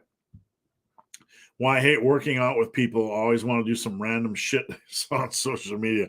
Yeah, that's not serious. I mean, there's nothing wrong with that. All activity is good activity, right? It is, unless you're trying to get something done, and that's just dicking around. How do you tell a minor wear and tear from a potential? Look, you go out and play a football game, soccer game, whatever, you're going to get beat up a little bit. Okay? Minor wear and tear. A major strain, you can kind of tell. It's going to take you out of the game, or you're going to be like, oh, I don't think I can do this exercise next week. So that's kind of where it's at. When you feel like, I don't think I can do this exercise next week, something really wrong. That's the difference between minor wear and tear and something that you have to be careful about. Gains and glory. Best upper back builder for someone with a 500-pound deadlift, but no traps. Get your rows as strong as you can. Barbell row. I want you to get your pendlay row and your dumbbell row as strong as you can. I want to see from you a dumbbell row of 150 for 3 sets of 10, and I want to see a pendlay row of 315 for 8. Get it there, okay? And I want you to beat the living crap out of your traps. Just go to the main search of my channel, search traps, and you're going to come up with a bunch of ideas. Troy, been on 3250, gained 20 pounds. When I cut, how many calories? Here's the thing. It's not always a 500. Rarely is it a 500. I would start Troy on 2,400 for 5 days, and I'd weigh yourself every morning. And if you're not experiencing water loss, then we would have to adjust. So just hit me up in training, Troy. Chloe. I'm intermediate and don't mind being fluffy for the next few years. It's okay as long as you don't enter the heart attack zone. Be consistent, right? Heart attack zone, you really don't want to get over 230 in body weight. 220, 225 is kind of the cap, max cap. Corey Falcone. Yep, that makes sense. You'll get there. Just talking about getting gains after a long time off. Online Zerger. How much potential do you think? Sorry, just being silly. How much potential do you think is left for world record lifts? There's always going to be more potential. There's always new things. Pretty soon we're going to live in a world of DNA modifications, and man, then we're going to enter. Then what will records mean anymore, right? I don't know. There's so many aspects of lifting. Joint strength, connective tendon strength, connective tissue tendon strength, technique. It just seems to go up. You know, the things I see people doing now on deadlifts, 10 years ago, we would never have thought possible. Like, I think it was like over 50 years, the max deadlift was like 700, Bob Peoples or whatever it was. I forget the exact number. But I think back to when I was deadlifting like 675 after like 5 years. And I'm like, you know I was a big old pork chop, but 700 was a world record. And I got pretty darn close, if I were to live back in the Bob Peoples era. Coco, chin-ups hurt wrists and pull-ups hurt elbows. Neutral grips are fine. I like the neutral grip as a variation because it tends to be the best for most people. So I absolutely love it. Thumbs up. Rahul, how do we figure out if we already answered that one? Ass to grass squat. Don't go with arbitrary ass to grass. It's like an arbitrary standard. People tend to lose tightness. They tend to get lower back rounding. Some people can do that. Most people can't. Okay, Jay, at 2, how many inches arm size can you gain across career training as a natty? about the most any natty, and somebody's going to come along and say, I had 18.9 inch arms and I was only 14% body fat, when they were really 38% body fat, and they're in denial. Right. We were all seeing it. Like Bob's like, I had 19-inch arms as a natty and I was lean. Like, you look at him like, Bob, you look like you finished the donut eating contest every day for the last 5 years, Bob. You got some fat steps, right? So 17.5-inch lean is about the most you can ever, like, lean 15, 16, 17, 18%, somewhere in that range. And we're not trying to create rules, but you get there, you're about done, right? I've never seen an 18-inch lean arm on a natty. I just haven't, not in person, not in the interwebs, not in endless years of people claiming they have big arms. Parsa, would you do 5, 10, 10, 20 for squats? Nah, I don't like that. What I advocated is a 4, 8, 8, 12. I think a 4, 8, 8, 12 is a little bit better for squats. 20 is way too intense. Because you do 2 sets of 10 and a set of 20. I think 4, 8, 8, 12 is a better way. In fact, I need to write that down and remember it. I'm going to send a note. 4, 8, 8, 12. I'll make a video on that, and we'll just we'll maybe talk about that a little bit. Yates row is supinated and almost upright. Yep, that's correct. Big Bob Fish. I already did that one. Big Boy Raj. Sir, I can bench 235 by 5, squat 315 by 5, overhead press 150s for 5, but my deadlift is only do. Okay, so bench is good. Squat's good. Overhead press good. Your deadlift is right in line with your other lifts. It is. Right in line with your other lifts. Perfectly in line with the other lifts. Almost where it should be compared to the other lifts. So there's nothing wrong with your deadlift relative to your other lifts. The only thing I can say is I can't give you anything specific. You want to get your back strength up, and you want to make sure that you're doing your bulking and cutting properly. So other than that, you want to work on form. I can't really give you more than that other than just continue to build your bases and be patient. Corey, the Yates row will pull it to your waist and it activates more lower lat. During change of permanent. Yep. Yes. Thank you. Type O negative. Good morning, big hair ugly dude. If my 10 millimeter lifting belt touches the bottom of my ribbies, is it too wide? No. A lot of lifters actually wear them up higher. So a thinner belt, like, no. You want to have something that you can brace against. That's okay. Man, period. Don't get triggered here. Telling a grumpy old man not to get triggered is triggering.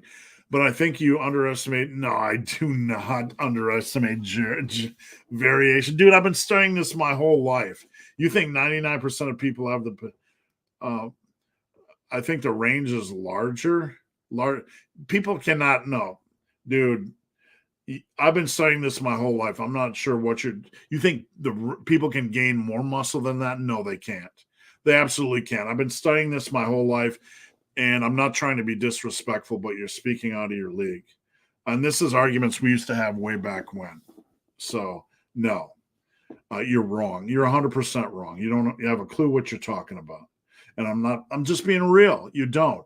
You're coming to pick a fight. And you know what? It's just silly. People do not have that potential. There's no naturals getting over that, and there's no naturals that have ever been over that. The range is not larger. The range is larger maybe if you start underweight. So look,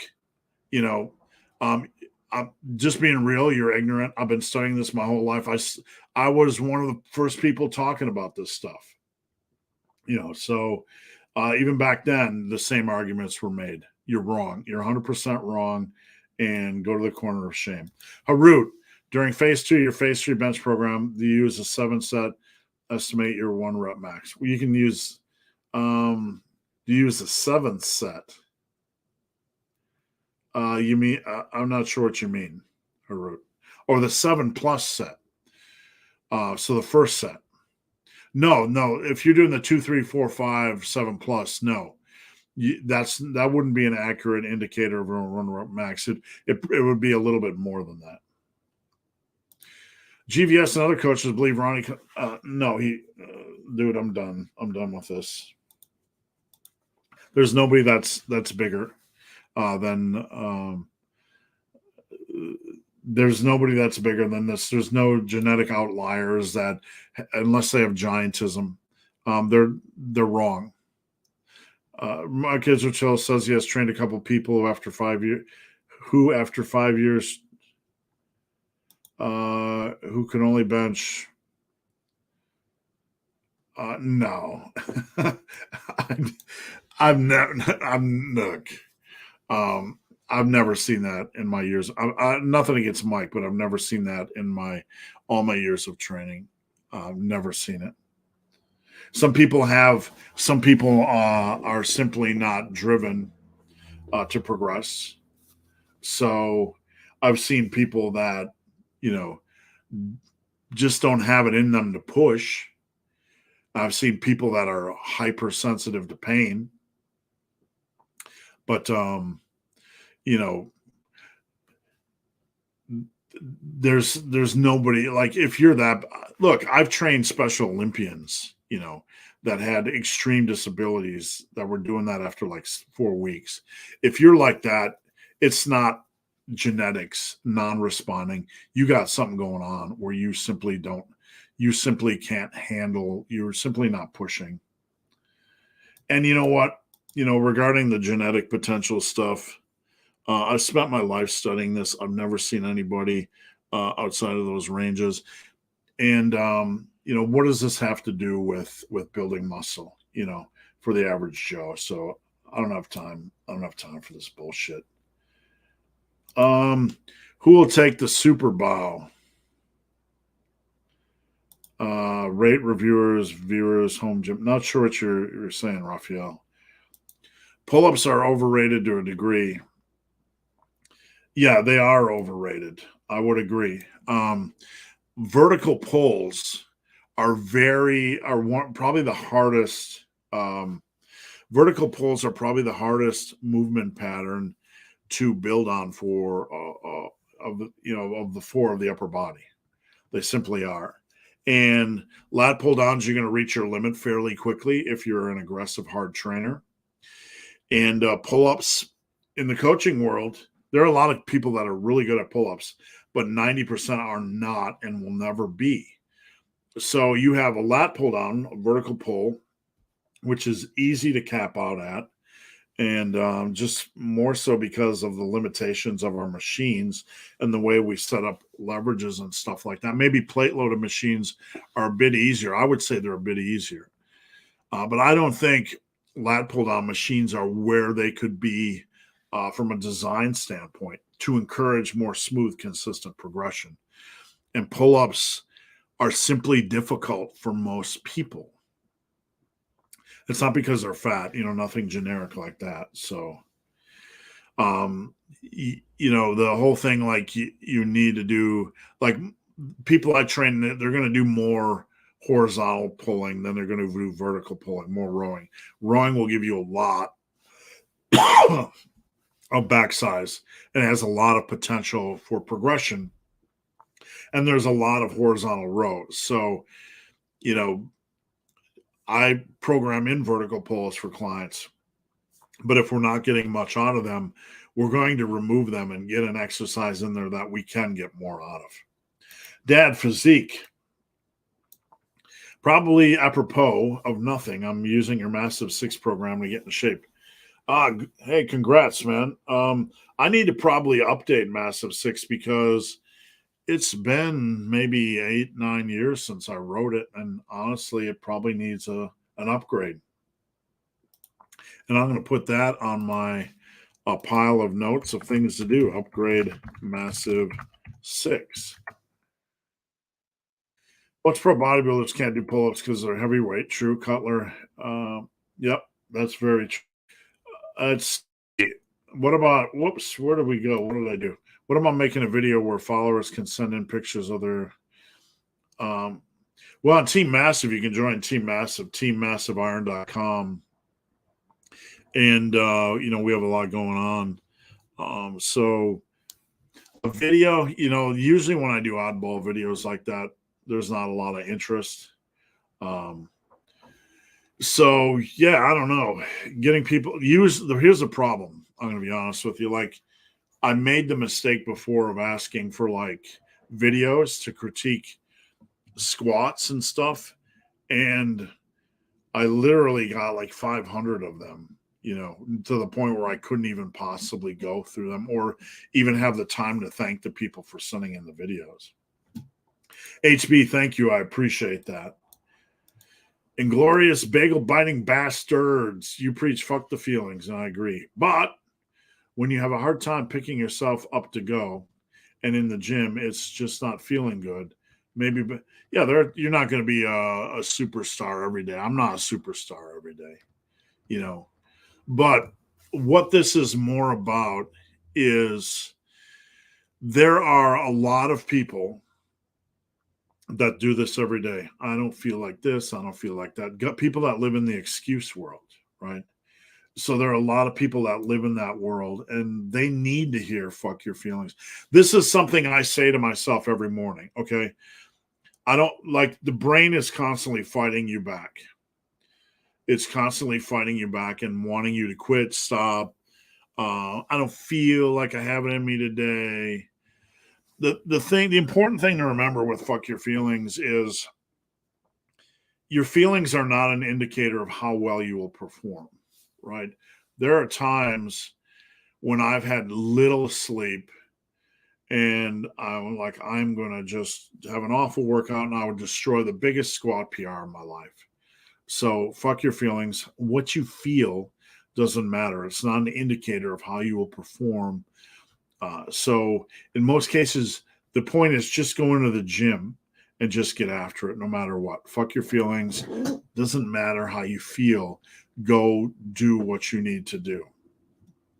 And if you're in the gym and you just don't have it that day, that's okay. You made the attempt, but we didn't assume, because I feel tired or I don't feel motivated today. I don't feel motivated. I've had millions of amazing, billions, trillions, something like that, right? Of great workouts on days I didn't feel motivated. Steel Rat, regarding programming, how much does exercise order matter? It matters a lot.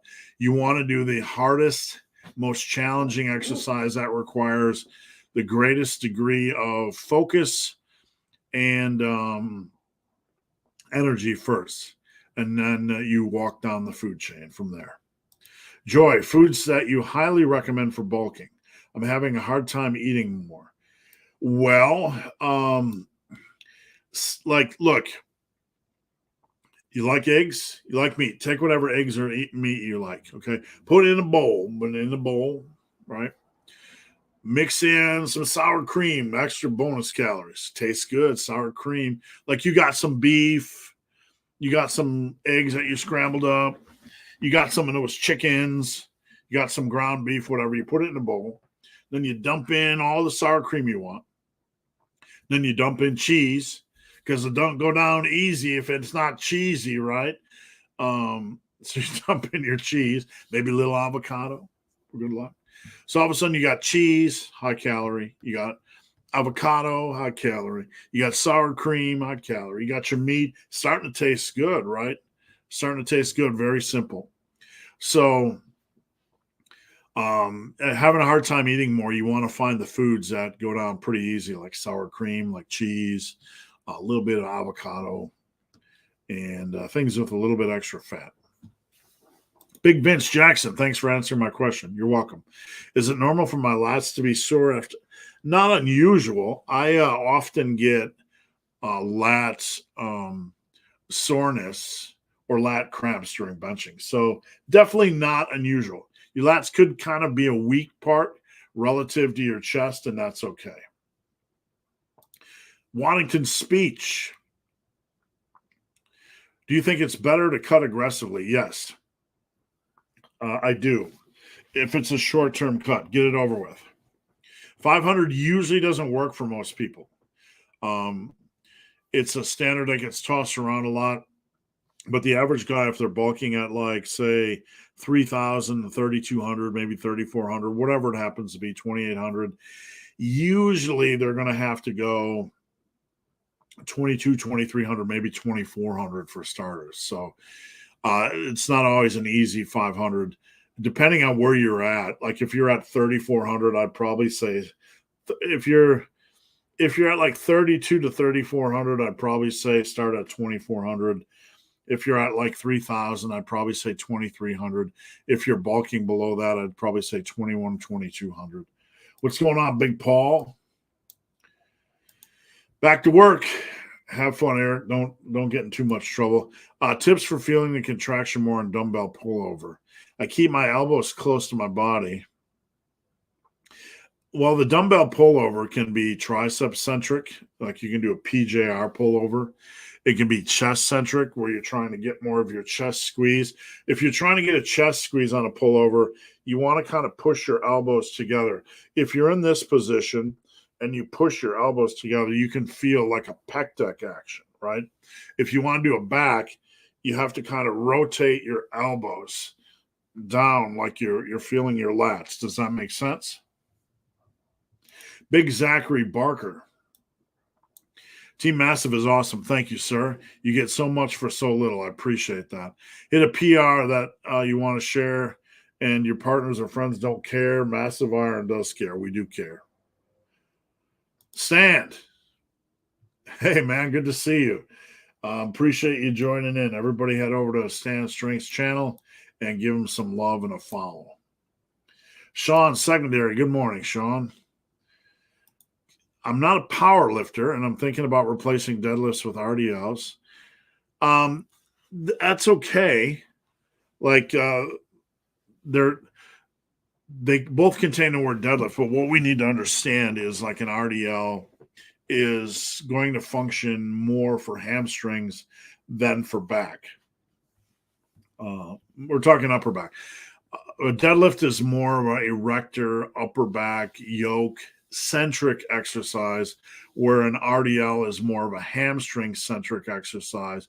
So that's okay, but make sure you have some shruggies in your program, some kind of a brutal shrug action. Make sure you have plenty of back action. You'll be upper back training. You'll be fine. Adi, I love you to the moon and back. Unfortunately, thank you, sir. Soy sauce banana. Can you tell us the I Am Machine story again? Let me see if I can find it. Okay. I Am Machine. Let's just see if Google can find 3 Days Grace, I Am Machine. Let me see if I can find Massive Iron. It was just a comment. It was a comment that was left. And let me see if I can find the shirt. It was a comment that was left on my channel, and Super Living Today. Hold on, I don't even know if I still sell the shirt or if I. Oh, here we go. Here we go. I found the shirt. Whoops. Let me screen share the shirt. I made it for fun. I think one person bought it. Whoops, got to get that pop-up out of the way. It says, the comment, and I think this was a troll comment. I don't know if you guys can see this or not. Let me see if I didn't put it on here. But this is a abbreviated version of the comment. It was probably the funniest comment I ever had. It said, ha, ha, ha. You are all fat, lazy steroid users, STAR. I do full body 3 times a week. I go for fast walk with 20 kilogram rucksack. I do OMI MMA, have hog kids, eat nom roll, no protein pouders, only real food. And I am perfect, no injuries. I am machine, simple truth. And I am perfect for fight, for run, for climby, swim. Do not sell your fat steroid loser knowledge to me, you are fat. That's simple truth. All right. So it's probably the most epic comment one could ever ask for, right? All right, TJKMR 2000. I'm finding it hard to break my bench plateau. I haven't been able to break through. Check out my bench video about a month ago where I have a 12-year program. And check out my massive bulking PDF. You can find it here. Just search bulking. That's a good start. If you want coaching, let me know. I'm pretty full. It's been a good start to the new year. But, with being full, somebody's always dropping at any given time. So I always can make room for one more. Stand.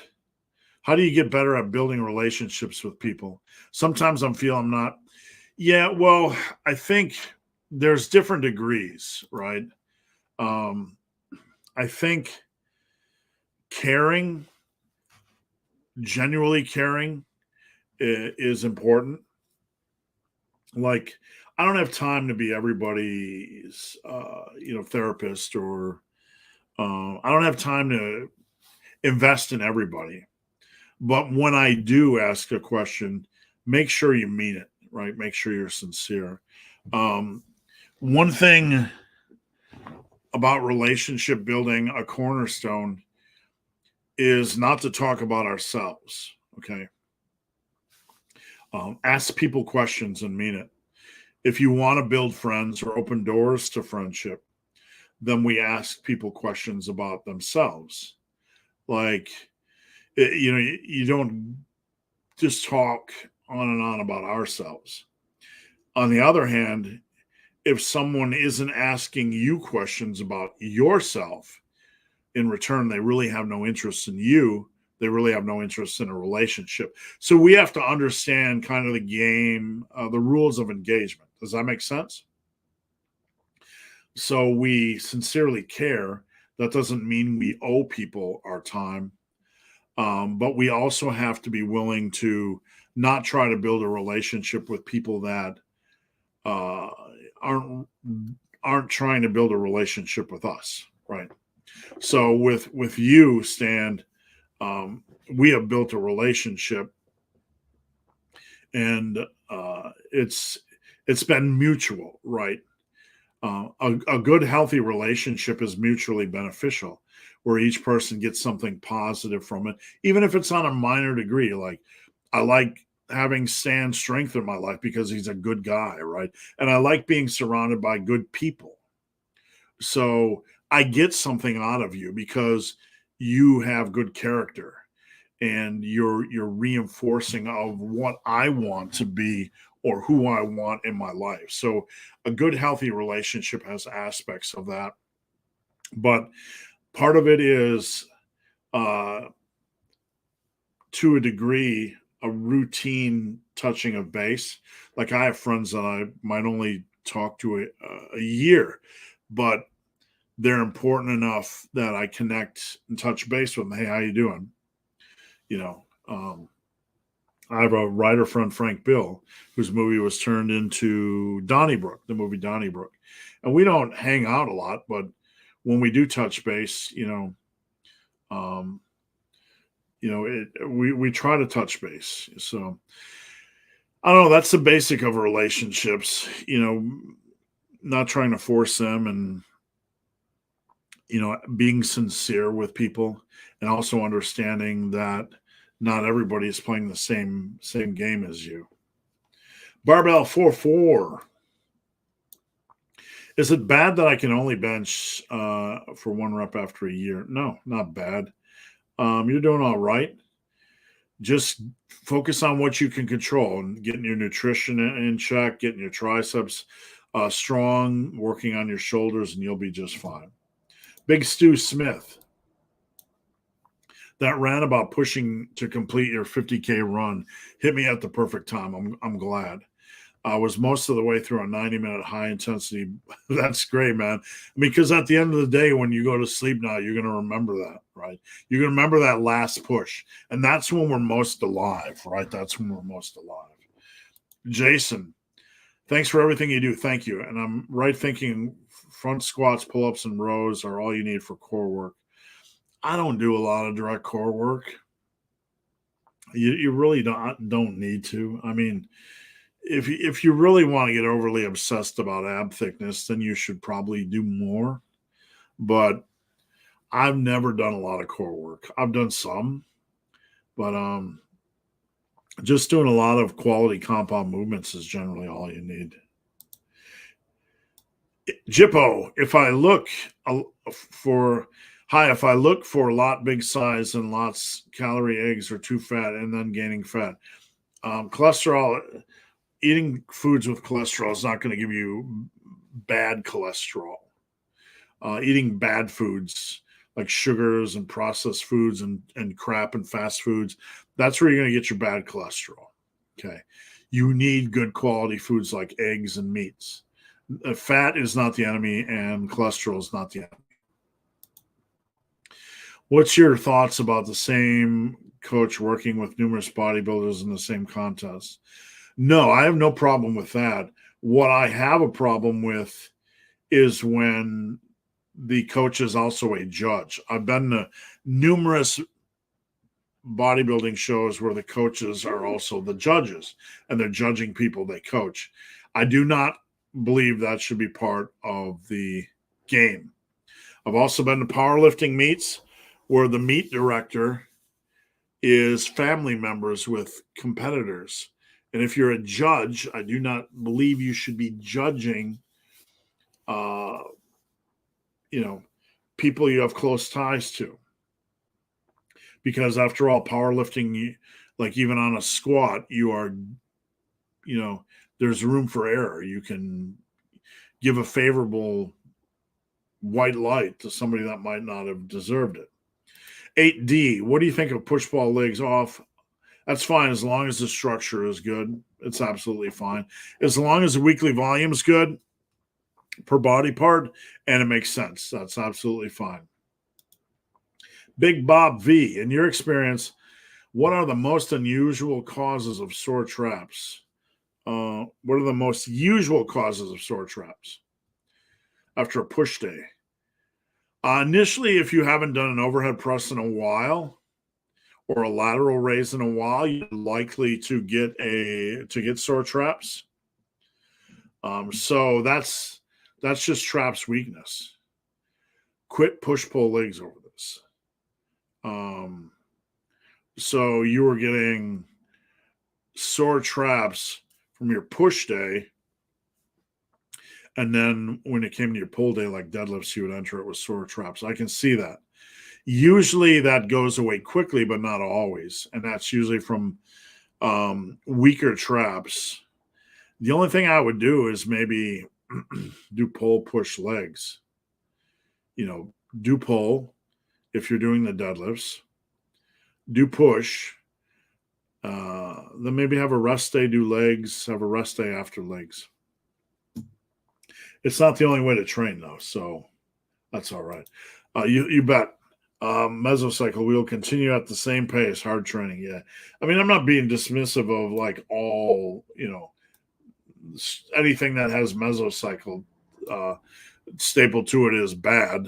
No, I mean, if it's a smart program, but I know a lot of these things are tossed out and are completely unnecessary for our goals.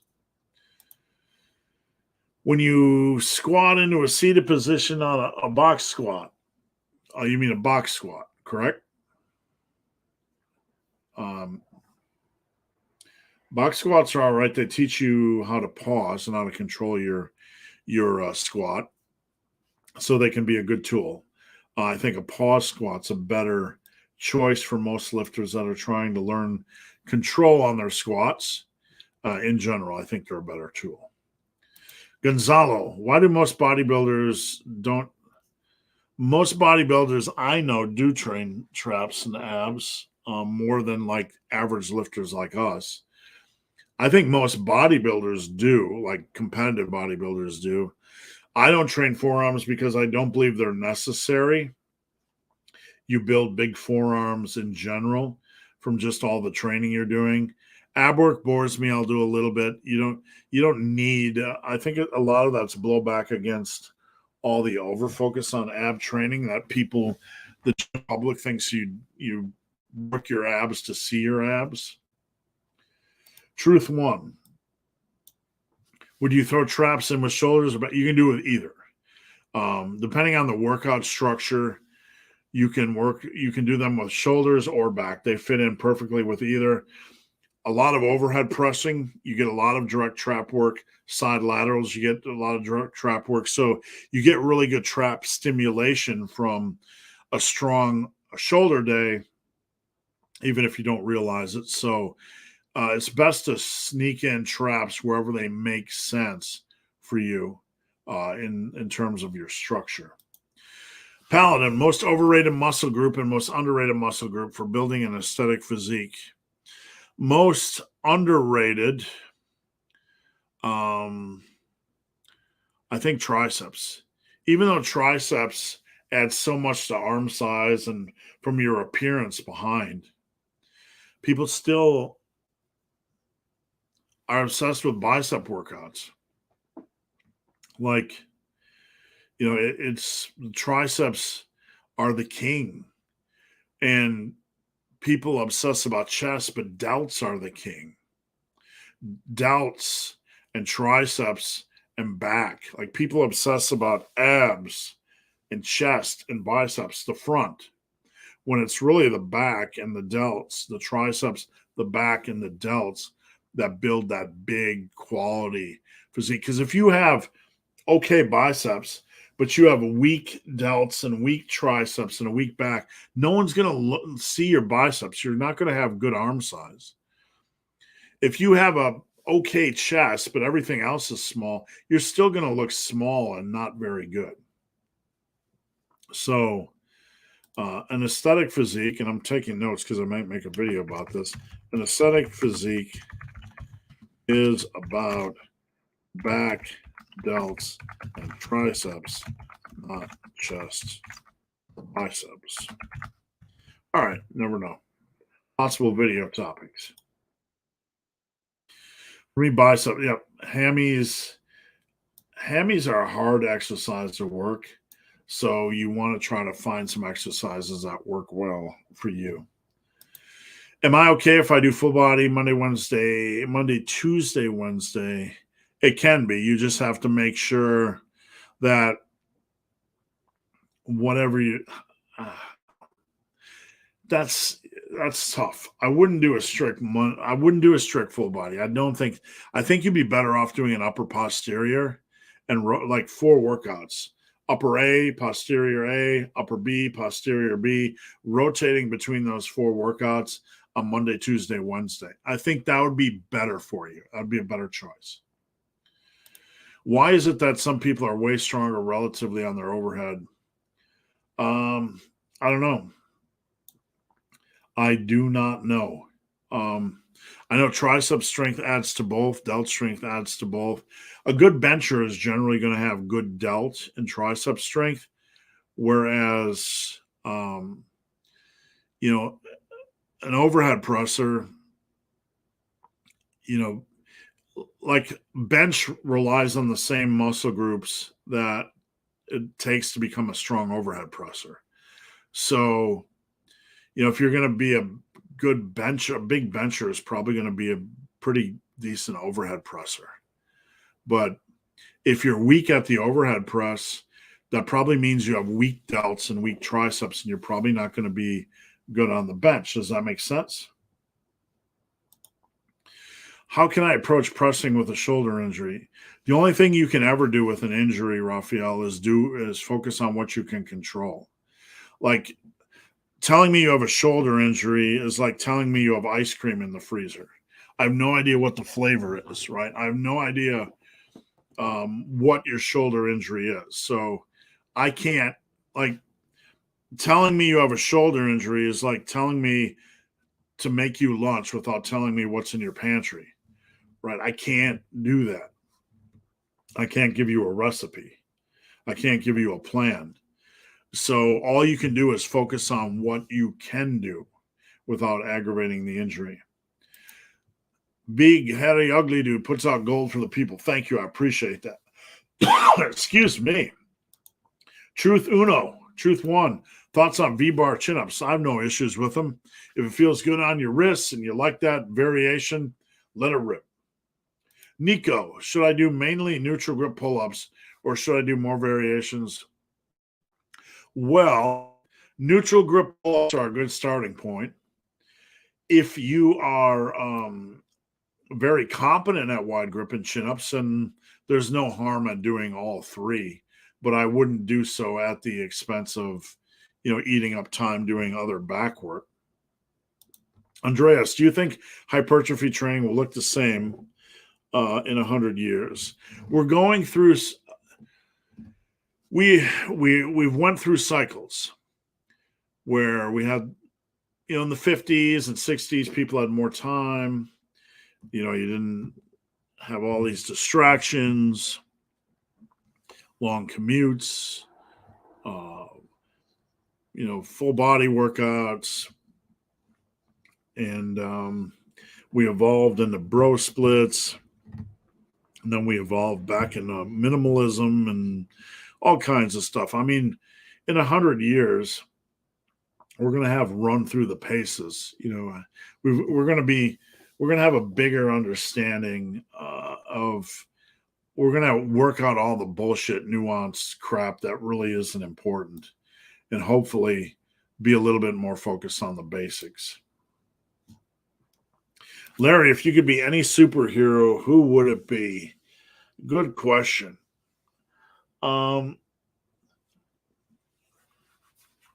not sure I want to be Superman, and just like impervious to everything, right? I don't like the whole flying thing. Even if I could fly, I don't think I'd want to be like, nah, I'm good. I'll leave that for other people. I don't know, what kind of crime would you like to fight? I think about this, like, invisibility would be kind of cool, because then you could just stay out of everyone's way, right? But that'd have the potential to abuse it, obviously. But if you had like superpowers and you went out to fight crime, like there'd be blowback. Like everybody would be against you. So in the real world, I'm not sure. The only superpower I'd like is probably super strength and invisibility. Just to be able to be a rescue hero, right? But I don't know. That's in the real world. Truth one. Rich Piana said he knew a guy who did prison time that came out with 23-inch arms. No, natural, yeah. I caught a fish the size of Minnesota. Raphael, can ask your viewers to send your videos or pictures of their home gyms so you can rate or roast them. Yeah, I don't know. I wouldn't roast any home gym.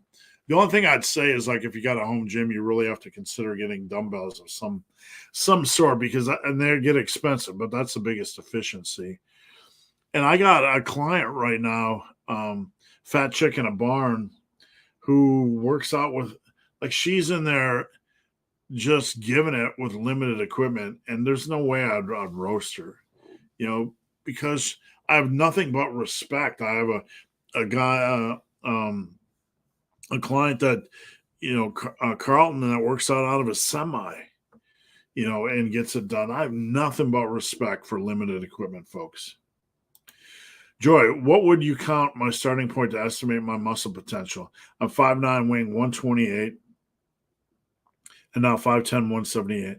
Okay, so I'm 5'10", and 178 to 180-ish is your natural potential. See, when we get people like Man Period who want to have all these discussions, they want to have a discussion like, do you think Coleman had 2 more pounds of muscle? Who gives a shit, right? I mean, this has no bearing on helping people. And the whole natural potential discussion has the only thing it matters is that we are trying to help people establish reasonable expectations. And the rest of this information is just people trying to pick fights and argue over stupid shit that doesn't matter. And I have no time for that. So at 5'10", 178, your natural potential is around 178 to 180, give or take a pound or 2.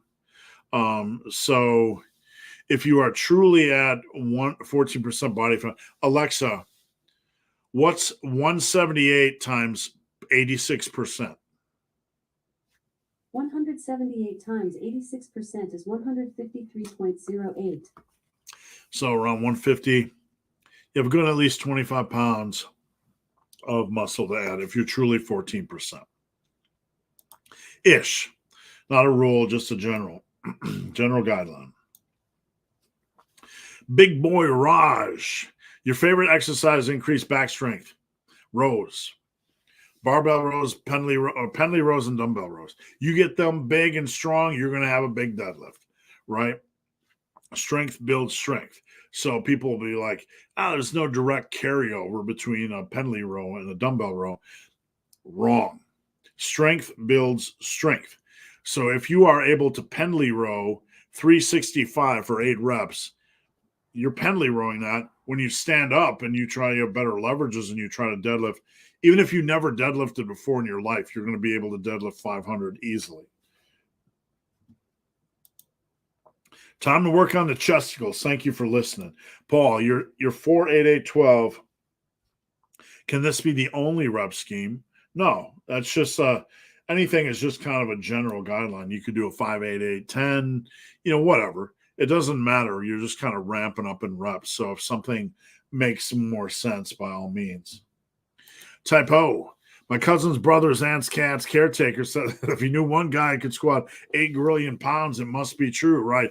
I knew a guy once that masturbated for 17 times a day, and he had 23-inch arms and 14% body fat. And Mike Israetel said that, but he could only bench 105 once after 5 years. But he had more muscle mass than Steve Reeves. So I'm just coming to leave a stupid ass motherfucking comment to be argumentative, right? Like, that's the stuff you get. I'm not saying you did that typo negative, but I'm saying that's kind of the stuff you get. Let me set people straight. This channel exists to help people reach their goals. And when I discuss natural potential, and this is an area that I've studied for during the last 20 years, and to say I was early in on it before a lot of other experts is not an exaggeration. I'm old, and it was something I liked studying before it was studied, okay? This channel is about helping you reach your goals, helping you, okay? It is about weeding out the bullshit that distracts you and wastes your time, okay? Natural potential is a tool to help you understand how much mass you could have if you want maximum mass, okay? I don't give a shit about saying somebody's cat's brother's uncle's munkle's caretaker fish, goldfish Bob, might have been 2 pounds bigger naturally, right? That's just masturbatory nonsense, and it's silliness, So people that want to come to this channel and just start stupid ass arguments, it's not the spirit of this channel. The spirit of this channel is helping people, right? And if somebody believes somebody is 10 pounds bigger naturally than somebody else, no, I don't believe it at all. Physiologically, it doesn't make sense unless they have some medical condition.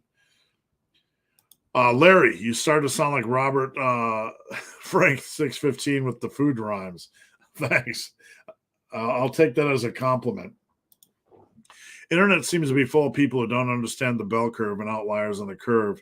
not invalid. The fact that I mean, you're right. There's going to be some minor outliers with natural potential. The minor outliers might have more human growth hormone. There's even bell curves of giantism, right? There's bell curves of that. There's bell curves. I went to school with a football player that looked like a bodybuilder in 10th grade. He looked like a bodybuilder. And we did the same kind of workout. He just had a potential for mass.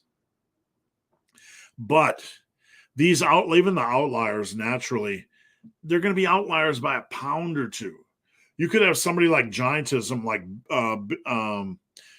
Andre the Giant, or one of these guys with giantism or degrees of giantism, like in the WWE. And of course, they're going to have a little bit more mass. So, you're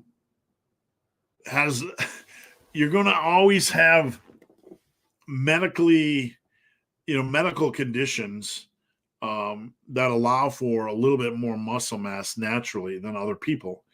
But those are extreme cases. And to pretend like Ronnie Coleman, was like somehow 10 pounds more muscular, from a muscular standpoint, naturally than anybody that's ever existed, or whoever we're talking. I don't even know. Who cares? Is height all disadvantage for, I mean, bodybuilders and powerlifters tend to be not super tall.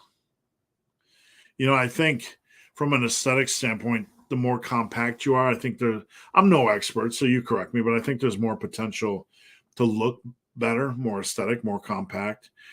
And powerlifting, I think, as you stretch out the physique, you get more issues.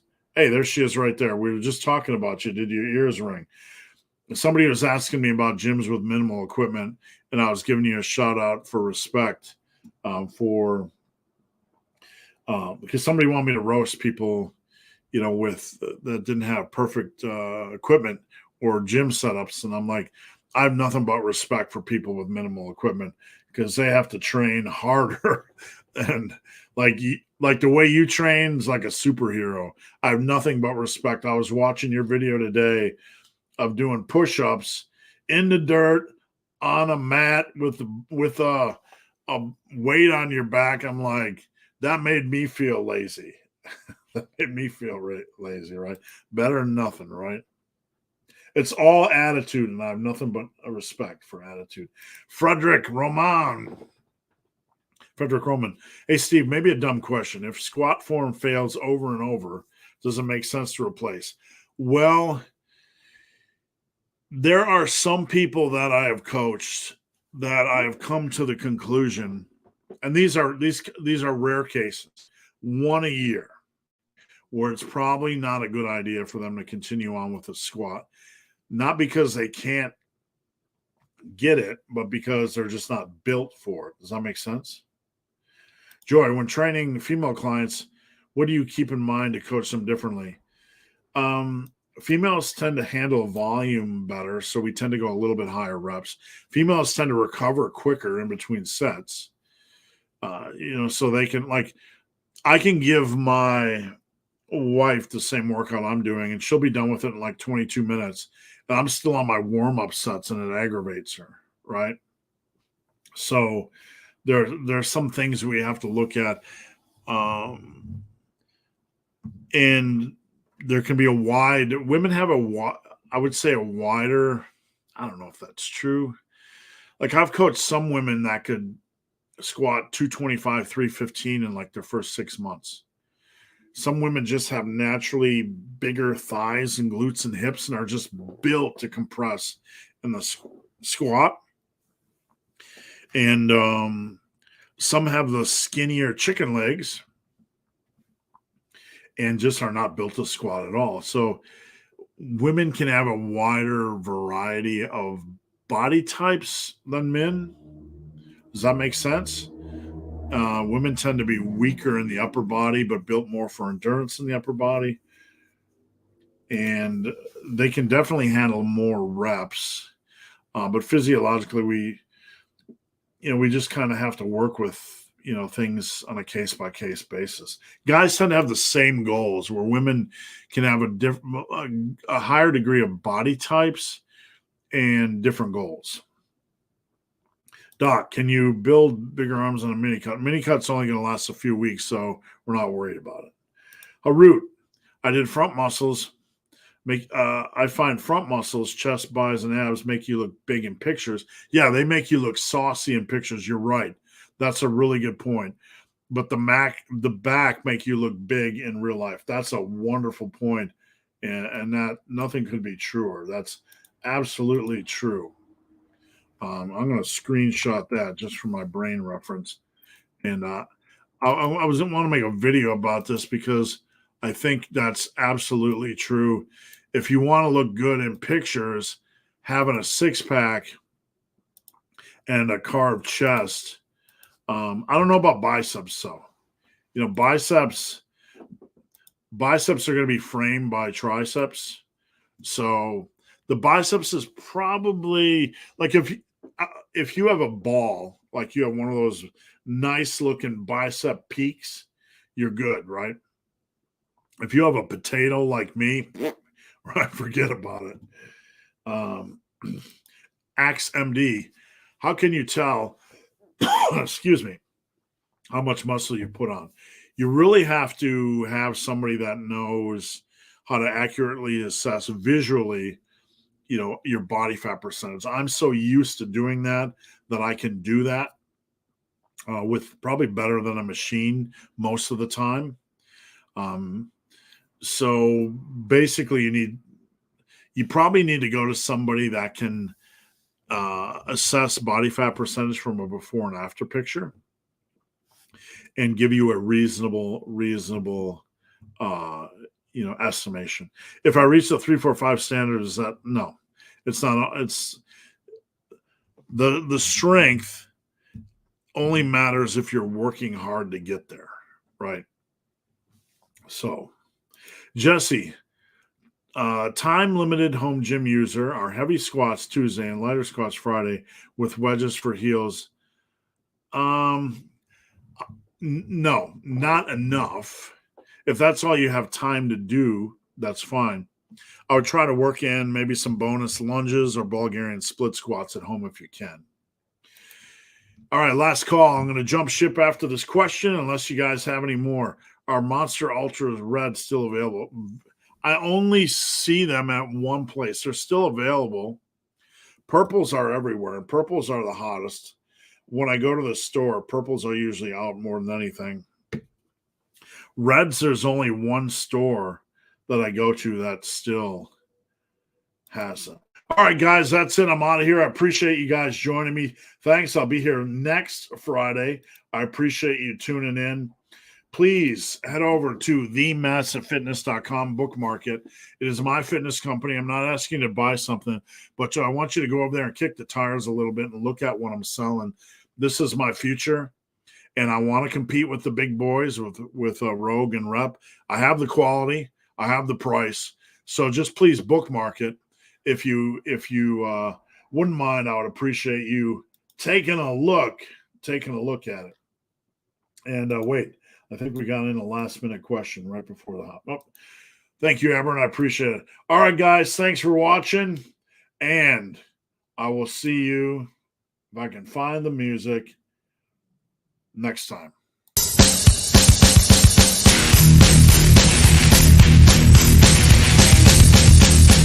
not almost over. It's not almost over. You're not almost there. You're not almost there. You're not almost there.